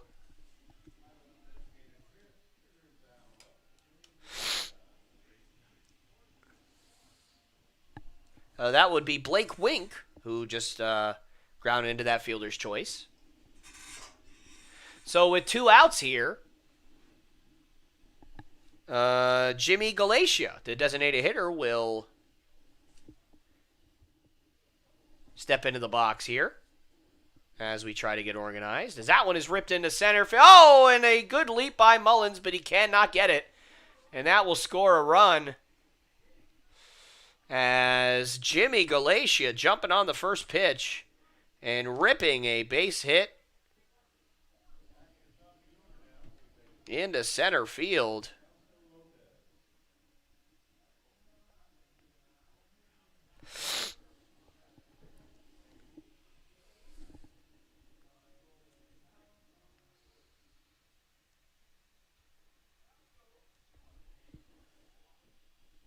And so now the leadoff hitter, Fausto Lopez, will step up to the plate as Nevels fires a curveball in there for strike 1.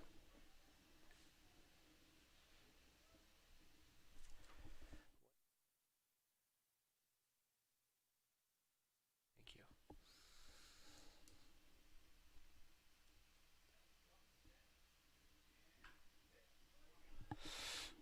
And a ground ball to shortstop, and Mullins flips on to second for the out. Excuse me for being a little late on that call. I'm just trying to get organized here. So, the Pilots do get the run back, and so now their lead goes back up to being 4. As the umpire looks over at the score table in the next door and tells them what inning it is, as they hilariously actually sung "Take Me Out to the Ball Game" for the 7th inning stretch going into the bottom of the 6th. So they didn't know what inning it was, but it happens. Happens to all of us. So the Chinooks will look to try and get their momentum back going into the top of the 7th when we come back.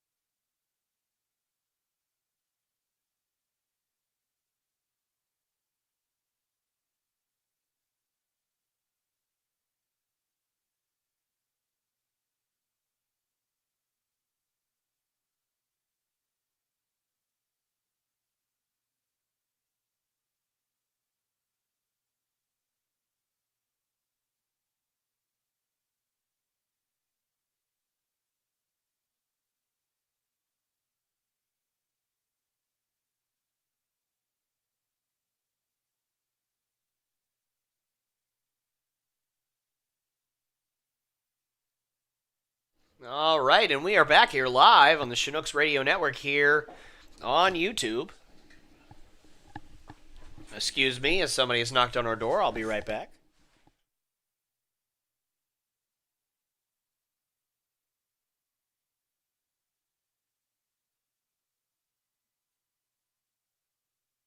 Sorry about that, ladies and gentlemen. But now we have a new pitcher for the Pilots, Cody Kerfman. Has stepped into the game as Colby Ferris swings and misses at the first pitch for strike one. Joshua, thank you very much for your kind words. Thank you very much, Joshua, for your kind words, as that one is popped up to third. And Fausto Lopez, the shortstop, running in and calls everyone off and makes a nice play there. That is definitely a tough play for any infielder to make, but Fausto Lopez made it look easy, as Ferris is retired for the first out of this seventh inning. So, Joshua, thank you very much for your kind words. I appreciate it, and I honestly cannot be more grateful as that pitch is in there for a strike, for this opportunity to get my career started, hopefully anyway, and, call the game of baseball that I love so much and has been such a big part of my life for so long. As that one is swung on and missed. And John Graham quickly down 0-2 here. And least of all, I get to do it in a beautiful, beautiful place such as Alaska. And with this great group of guys, I've had so much fun so far despite being sick, as that one swung on and missed. And Weiss throws along to Segita, who has to make a tough play, but he's able to stay on the bag as he had to reach into foul territory to get that one. And he did hang on, so that will be a strikeout with a putout at first. So for the second time today, John Graham goes down swinging. So anyways, I appreciate the kind words again, and hopefully it will be the best experience of my life as well. So thank you very much for your kind words. And thank you for paving the trail for us. Obviously, I couldn't have been here without the work that you and Wyatt have done. Wyatt is one of my best friends, and I appreciate everything that he's done. But obviously, I couldn't have done it without you two, paving the road and allowing guys like me to step up and do the thing I love. So thank you very much, Joshua. So now Pate Fullerton will step up with 2 outs here, as that one is tapped down the first base line and foul.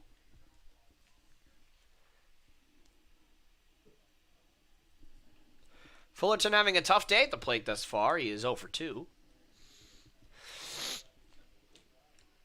And he has grounded out to the pitcher and flew out to left.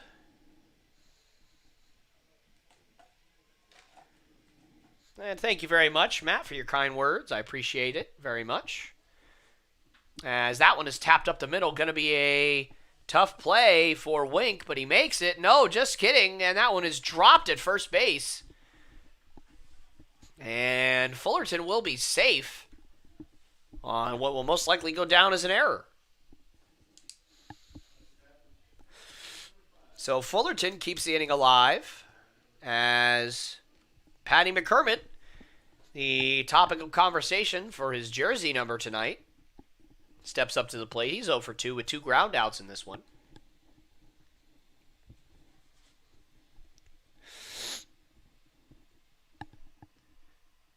And Kerfman fires that curveball that doesn't wrap around the plate, and McCormick has to duck out of the way, so that will be ball 1. And Kerfman will set and take a peek over at first, make sure Fullerton's not going, and McCormick swings and hits it down the right field line, foul and out of play.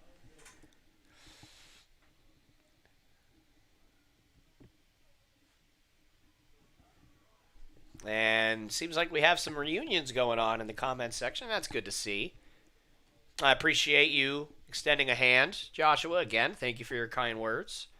And I hope to keep the legacy going. I hope to keep the job that you were doing so great a couple of years ago going, as that one is tapped to third, and that will be the third out of the inning. Good play there from McNamara as the inning is over. So the Chinooks running out of chances here to come back in this ball game as the Pilots will head into the bottom of the 7th inning, leading 4-1.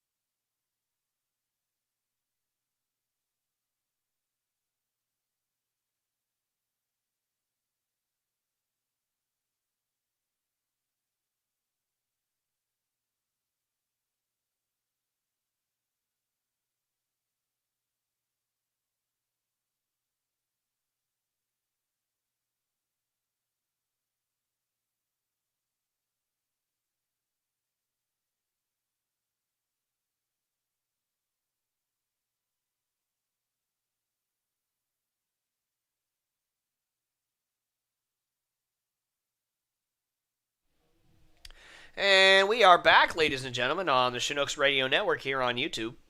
As the Chinooks trail late in this one, 4-1. As Justin Nevels has stayed out there. As that pitch is in there for a strike. Gave up a run last inning. And looks to reverse fortunes here in this inning. As that one's tapped down the left field line, foul and out of play. And into the orange seats over by the shed over there.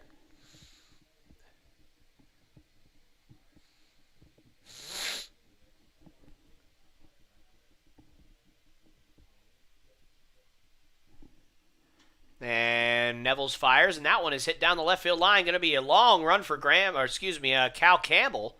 Graham was playing out there earlier in the game, and he is no longer. But that one, Campbell runs down and makes the catch.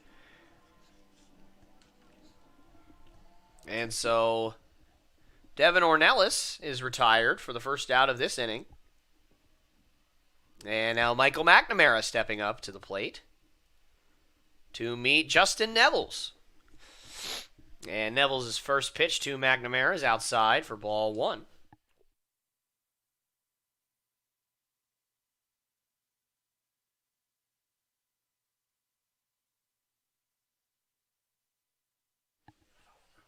And that pitch is grounded down the third base line and foul.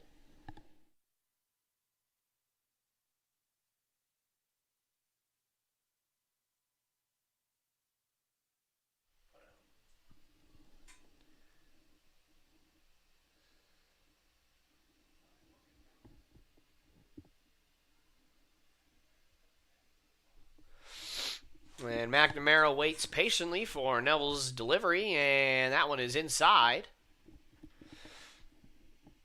And Neville's looking to simply get the Chinooks offense another chance to get them back in the ball game without them having to dig a hole anymore. And that one is upstairs.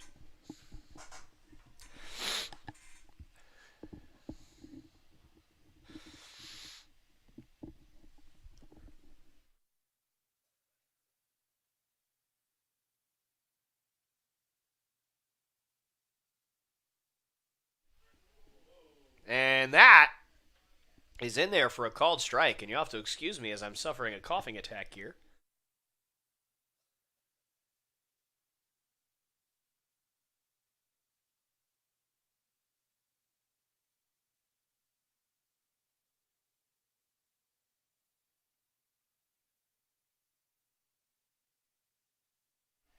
And that one is swung on and missed. And that is a big strikeout there for Nevels as McNamara goes down swinging for the second out of the inning.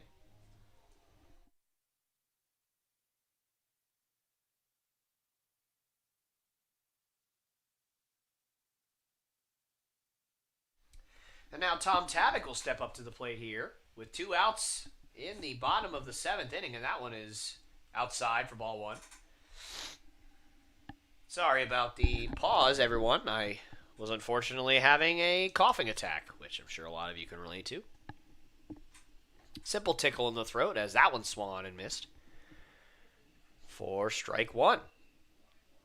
And Neville's looking to have a bounce-back inning, has done a good job in this one so far, getting outs on the first 2 batters he's faced in this inning, as that one is ripped into left, and Campbell coming on and making the catch. So bad luck there for Tavick, as since his triple in the first inning, he is now 0 for 2 with a walk since then.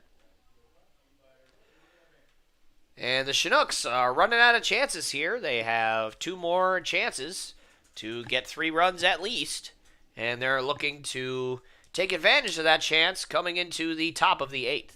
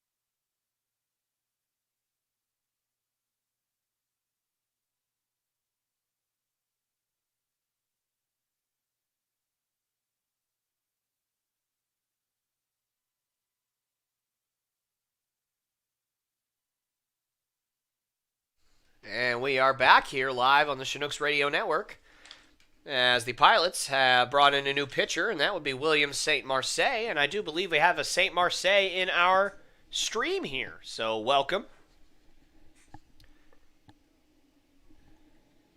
And I do apologize for the earlier name mispronunciation, although I am sure that you get that a lot, although that doesn't make it any better, I presume. Well, my last name is Lopes, Lopes, just like the great second baseman Davey Lopes for the Dodgers back in the day. But I do often get Lopez, as that one is swung on and missed.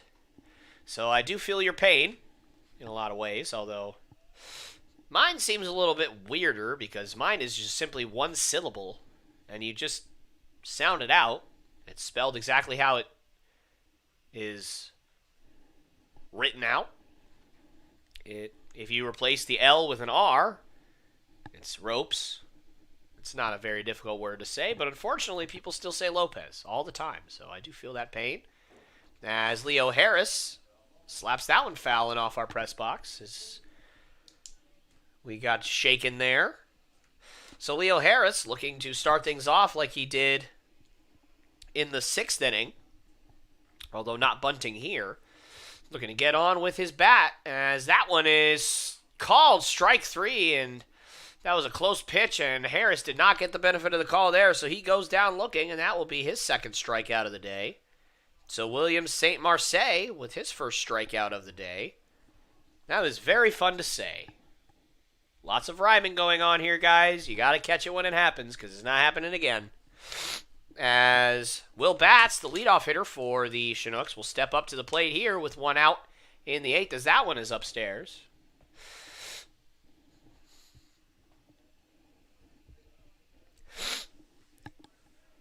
And Will Batts in this one is 0 for 2 with a sac fly, or excuse me, 1 for 2 with a sac fly. Sorry, I can't read my own handwriting. As that one's upstairs. So Will Batts having a good start to the season thus far.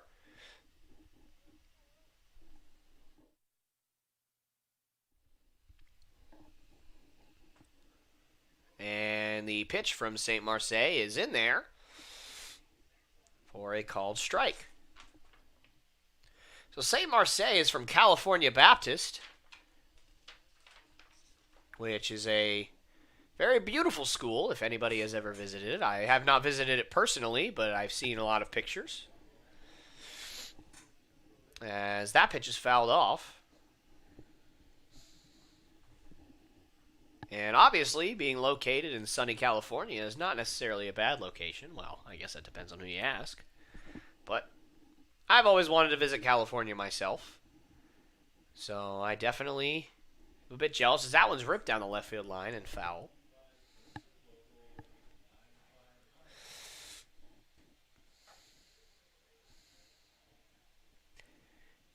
And for those of you who are other sport fanatics, the Utah Jazz won their first game tonight as Donovan Mitchell dropped 45 points. And he tied Karl Malone for the most points in a playoff game in Jazz history. So Donovan Mitchell well on his way to success. And we hope that the Chinooks will be on their way to success here in this inning as Will Batts looks to get something going as that one is tapped foul. And Batts just looking to get something going here for the Chinooks, as they are running out of outs here.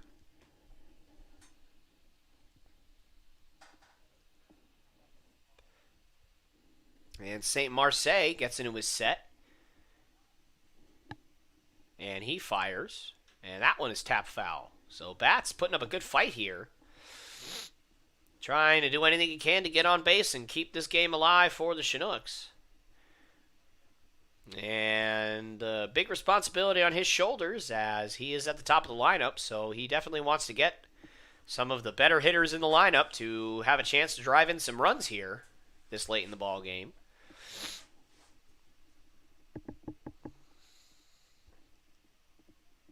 And the pitch from St. Marseille is tapped, and Marseille fields it.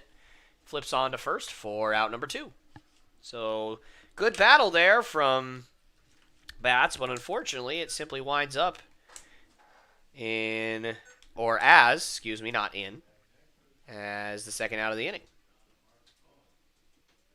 So, with 2 out here in the top of the 8th, John Mark Mullins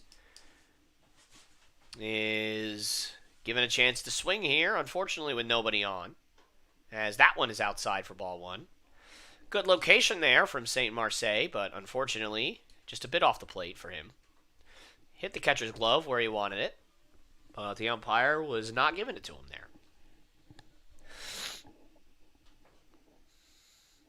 And the second pitch of the at-bat is inside, almost hits Mullins, but Mullins does not even bother to try and get out of the way there. St. Marseille wearing the number 34. That's the number I wore for most of my life when I played. It's my favorite number. I grew up a Boston Red Sox fan, as that one is up and out for ball 3. Grew up a Boston Red Sox fan, so the number 34 obviously was the number of David Ortiz.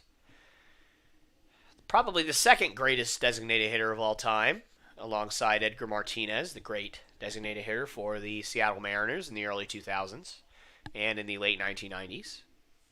As that pitch is in there for a called strike 1, so the count moves to 3-1. I wore that number all the way up until I got to college, where I switched to number 1. Not by my own choice, but they did not have the number 34 until I was a sophomore, and it was a 3X. So even at my heaviest, I was not fitting in that.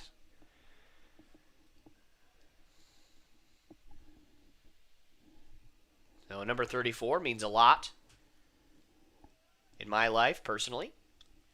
As that pitch is outside for ball 4. The umpire took a step back. I didn't know if he was going to ring Mullins up there, but he does not. And Mullins gets on base with, if you can believe it, the first walk of the ball game for the Pilots pitching staff, as they have just done a masterful job here tonight at keeping the Chinooks bats at bay. And so with 2 outs and a runner on first, Joe Keel, the catcher tonight, will step up to the plate.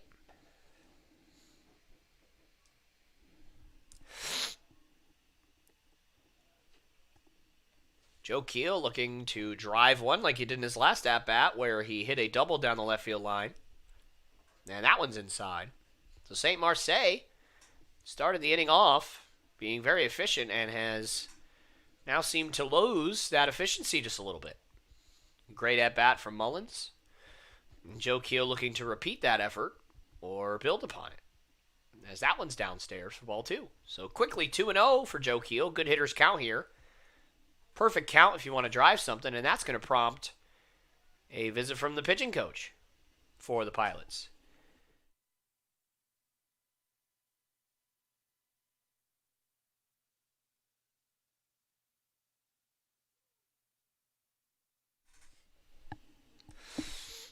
And it always makes me laugh just a little bit whenever I see coaches wear uniforms like players do. I always think, I don't mind if they wear uniforms. I just think that you should wear something over your uniform, like a long sleeve shirt or a jacket, depending on if it's cold, so that you kind of can differentiate yourself between players.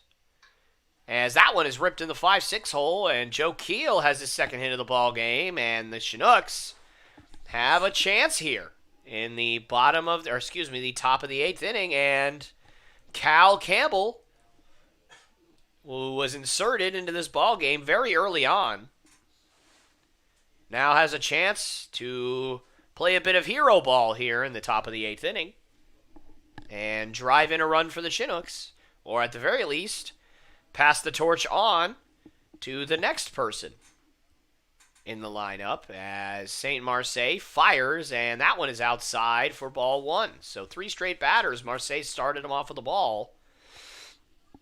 And I cannot overstate the importance as a pitcher of first pitch strikes. If you ask any good pitching coach when they say what's the best pitch in baseball, or at the very least what's the most important pitch in baseball, they will tell you strike one is the most important pitch in baseball. For those of you who are wondering, which is probably 0 of you, but I'm going to tell you anyway, best pitch in baseball in my mind is a changeup. You got a good changeup, you're hard to hit no matter who you are. Most of the all-time greats had a good changeup. The only one that I can think of that didn't was probably Nolan Ryan. But Nolan Ryan threw 107, so I don't think he needed one. Obviously, Greg Maddux, Pedro Martinez, Walter Johnson. Many of the all-time greats had fantastic changeups. John Smoltz. Think of many others. But we're not worried about them right now. We are worried about the Chinooks as that one is tapped down the third base line by Campbell. As the pressure is starting to loom large over both teams here, as this is a very important at-bat in the ball game. And the count is evened up at 2-2. So after throwing 2 straight balls, St. Marseille has battled back here. As what a jump over there at second base, as that one is lifted high in the air out to left field. And Tom Tavik is there to make the catch. And the Chinooks wind up with nothing there. And so they will go into the bottom of the 8th inning with a deficit of 4-1 against the Pilots.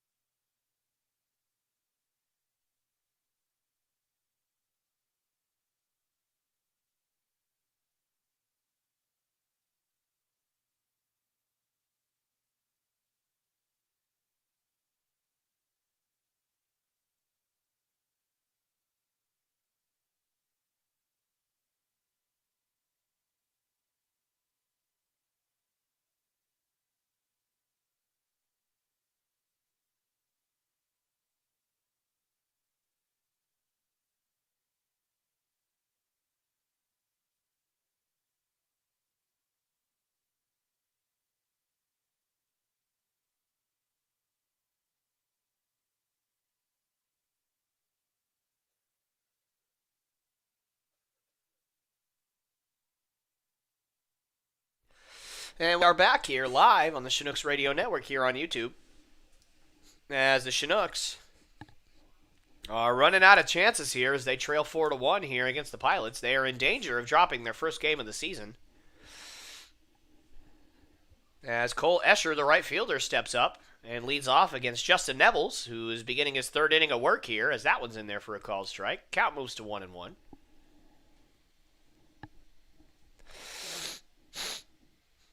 And Roy Halladay, absolutely, rest in peace. Also wore number 34, great pitcher, most famous for being with the Phillies, although I do believe he was also with the Blue Jays and a couple of other teams. So definitely a shout out there, as that one is tapped into right field for a base hit. So Cole Escher with his second base hit of the night, as he is 2 for 4 on the evening. And Grant Weiss, the catcher, will step up to the plate against Nevels. And unfortunately for Justin Nevels, that is the same way his first inning started, where he gave up a run. Was a leadoff single to Cole Escher. So he does not want to repeat that error here.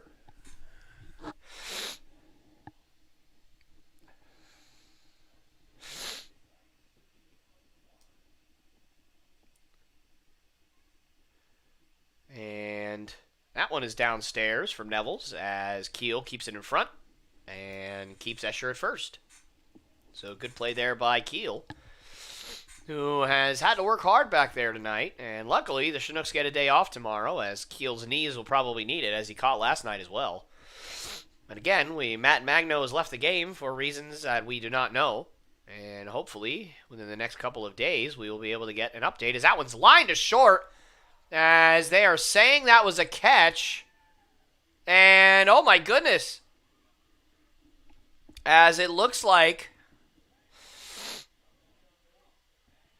and Graham keeps applying the tag as he's still not on first base, as they're going to let him have first base again. I'm not sure how that works there, but obviously what happened there was it was a line drive to John Mark Mullins. They say it was on a transfer, and he fired over to first, and multiple times Escher was not on the bag, and yet they're going to let him stay on first base. I'm not sure how that works, and it looks like the umpires are going to get together here, as multiple times John Graham tagged out Cole Escher when he was not on the base, and yet they're letting him get back to first. I'm sorry, ladies and gentlemen, but I'm not sure I've seen this before. I am, as they say, flabbergasted right now. So that will, no matter what, be scored as a line out, as Mullins tried to get the ball out of his glove and throw to first. They're calling it out, which means that Cole Escher at first base is subject to a force out or a tag out. And they are saying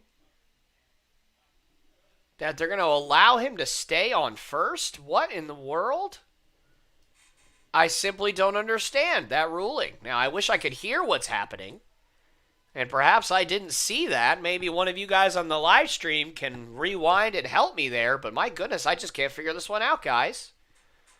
But either way, Nevels will settle in and pitch to Taryn Segita, who is 2 for 3 on the evening, and that one is in there for a called strike.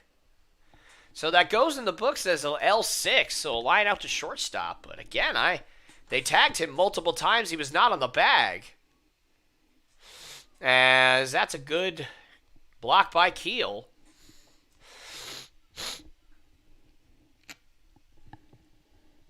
Somebody's going to have to explain that one to me, guys. I don't understand what happened there. But either way, Terrence Segura, instead of coming up with 2 outs and nobody on, has a runner on base and just 1 out. So we'll see how Nevels goes to attack, as that one's in the dirt, or at least into the turf. And Graham blocks it up. As looks like there's a fan that is kind of mouthing off to the umpires here, and has been warned by the second base umpire to, hey, maybe cut it out a little bit, or at least I presume that's what's happening here, as the second base umpire appeared to be yelling into the stands. Granted, I'm sure if I was in the stands, he'd be yelling at me right now. I don't really know what's going on. And Nevels looks in and fires, and a good pitch. That one's called the ball. Just inside. And I do believe the count will move to 2-1. As it will move to 2-1. On Terran Segita, who's 2 for 3 tonight. Had himself a good couple of games against the Chinooks, as that one's tapped foul.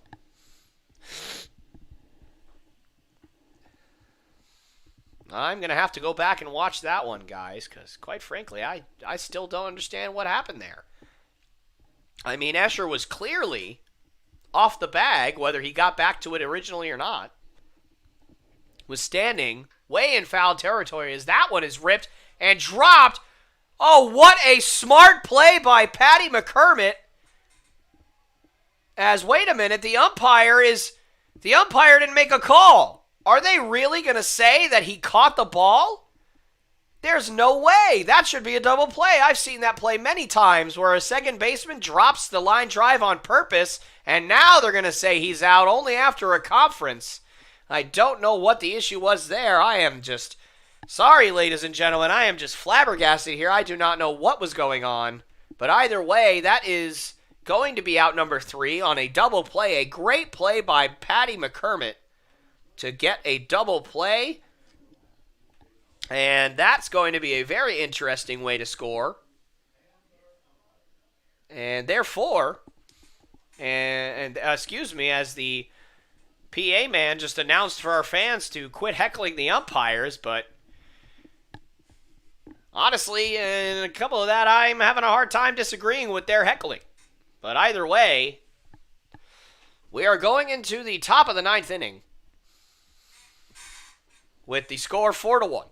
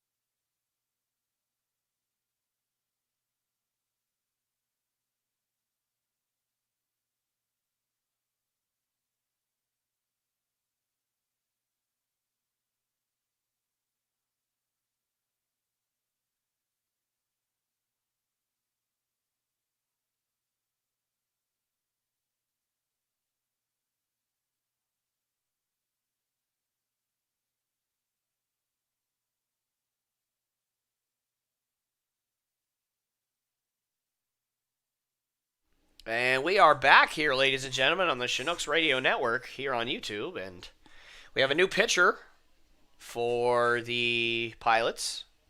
And I just want to make sure that I have the right name, and I actually do not. So I'm glad I looked, as that one's ripped into left field for a base hit.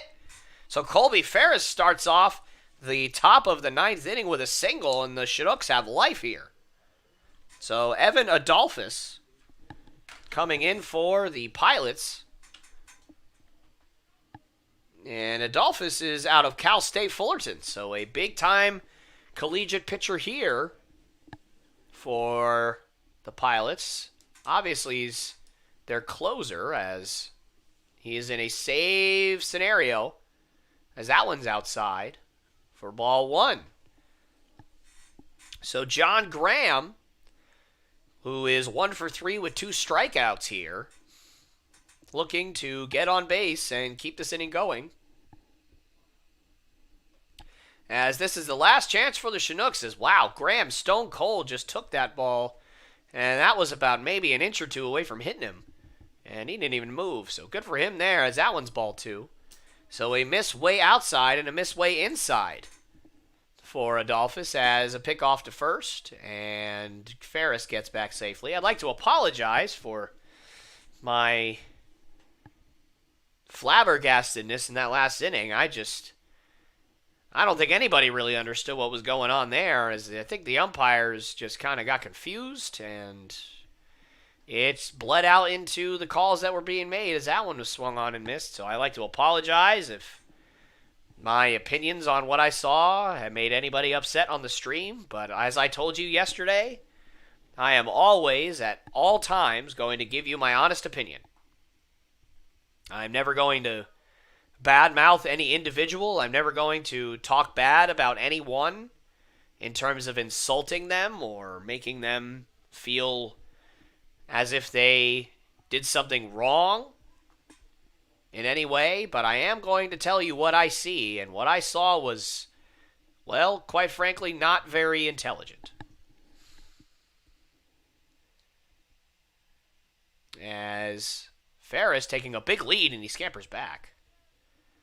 As I pretty clearly saw Cole Escher about 10 feet off first base, and he was being tagged out multiple times on a line drive, which clearly means that he is out, and they simply just awarded him first base. So that simply is just not how baseball works, as Graham swings and misses and the count moves full. So Adolphus blowing it by Graham there, and for Graham, you know he wants to make an adjustment here.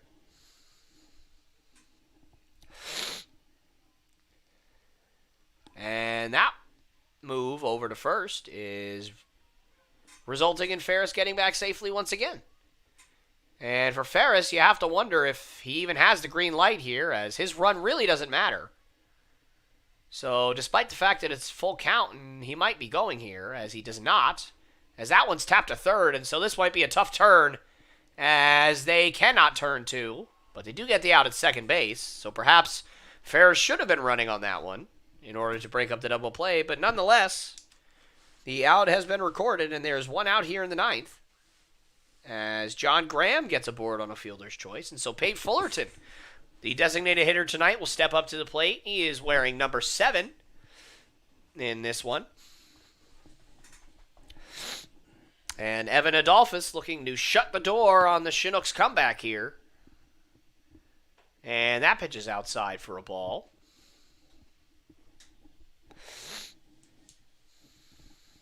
And I'm very excited to see so many of you still sticking around. I know that at least on the East Coast it is incredibly late right now.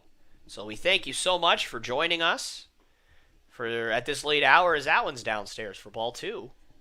So thank you very much for participating, and we know that there's a lot of things you could be doing right now, least of all sleep. And we're grateful that you decided to spend your time with us here on the Chinooks Radio Network on YouTube. And that one is in there for strike 1. So Fullerton looking for his pitch on 2-0, and he did not get it, but what he did get was a strike. Great pitch by Adolphus, looked to be right on the black, low and outside. Absolutely perfect execution there. And Adolphus fires the 2-1, and that one is downstairs. And it's amazing, as even though the game is getting later, our viewers keep climbing. So thank you very, very much, as they have climbed over the last several minutes. And that move over will result in John Graham getting back safely. And this does mean the last chance for the Chinooks. If they do not score 3 runs here, this game will be over, as that one, Graham also gets back safely. So all you fans at home, put on your rally caps and do whatever kind of chants you need to do to get these guys some good luck. But this is their last chance here. As that one is ripped into the hole, and that's a base hit. Past the diving second baseman, and Graham scampers back to second, and the throw-in is not in time. So now the Chinooks have something cooking with one out against the closer for the Pilots, Evan Adolphus. And now Patty McCormick, the second baseman, returning to The starting lineup has grounded out 3 times in this one, so you wonder if he's going to want to try and get underneath it just to simply make an adjustment here. We will see how this one goes as McCormick gets a look, and the pitch is in there for a called strike, and McCormick shakes his head in agreement, seemingly taking all the way there.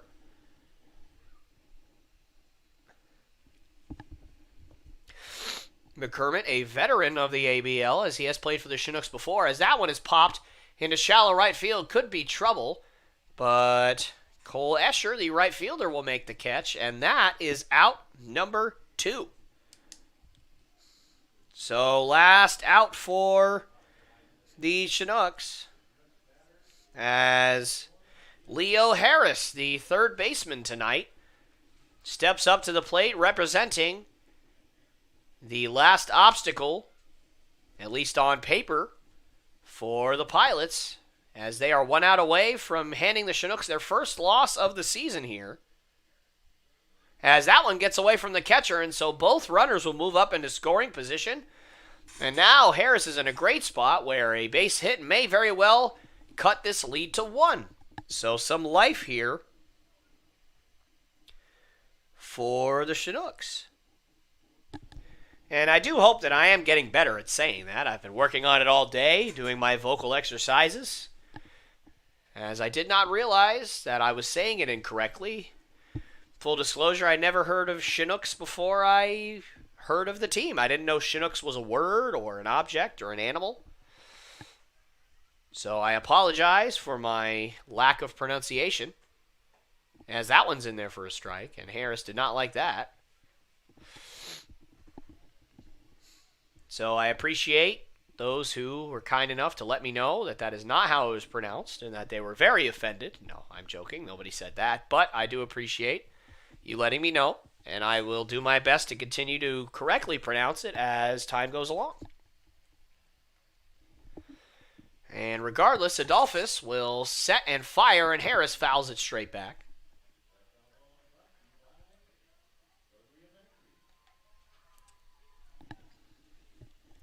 So the Chinooks down to their last strike here, as Leo Harris representing the last chance for the Chinooks with 2 on here and 2 out. And a 2-2 count, so 2's wild here, and the pitch is downstairs for ball 3. So full count now to Leo Harris, as the pressure is starting to mount for both teams. And we will see who gives in here. Harris, Adolphus, this is what we play for. And a swing and a miss. Great pitch from Adolphus. And the Chinooks go down swinging as they are handed their first loss of the season. Have to hand it to the Pilots. A fantastic pitching performance all evening long. They kept the Chinooks off the base paths, and even when they didn't, they were able to scurry out of danger multiple times over. And the Chinooks' perfect record now has a single blemish on it.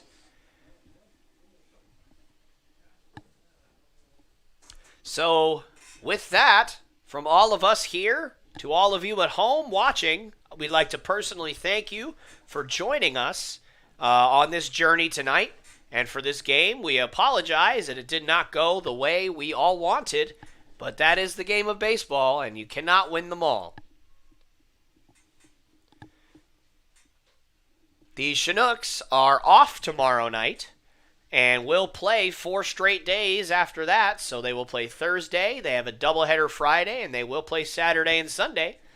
So we will keep you updated on the time frame of that as the days go along. I do believe Thursday is at 7 o'clock. So please be there for that, and we will keep you updated as time goes along for the other days. And so, again, from all of us to all of you, I'm Tyler Lopes, joined once again sparingly by my partner Aaron Davis, and we are wishing you good night, and we will see you all very soon.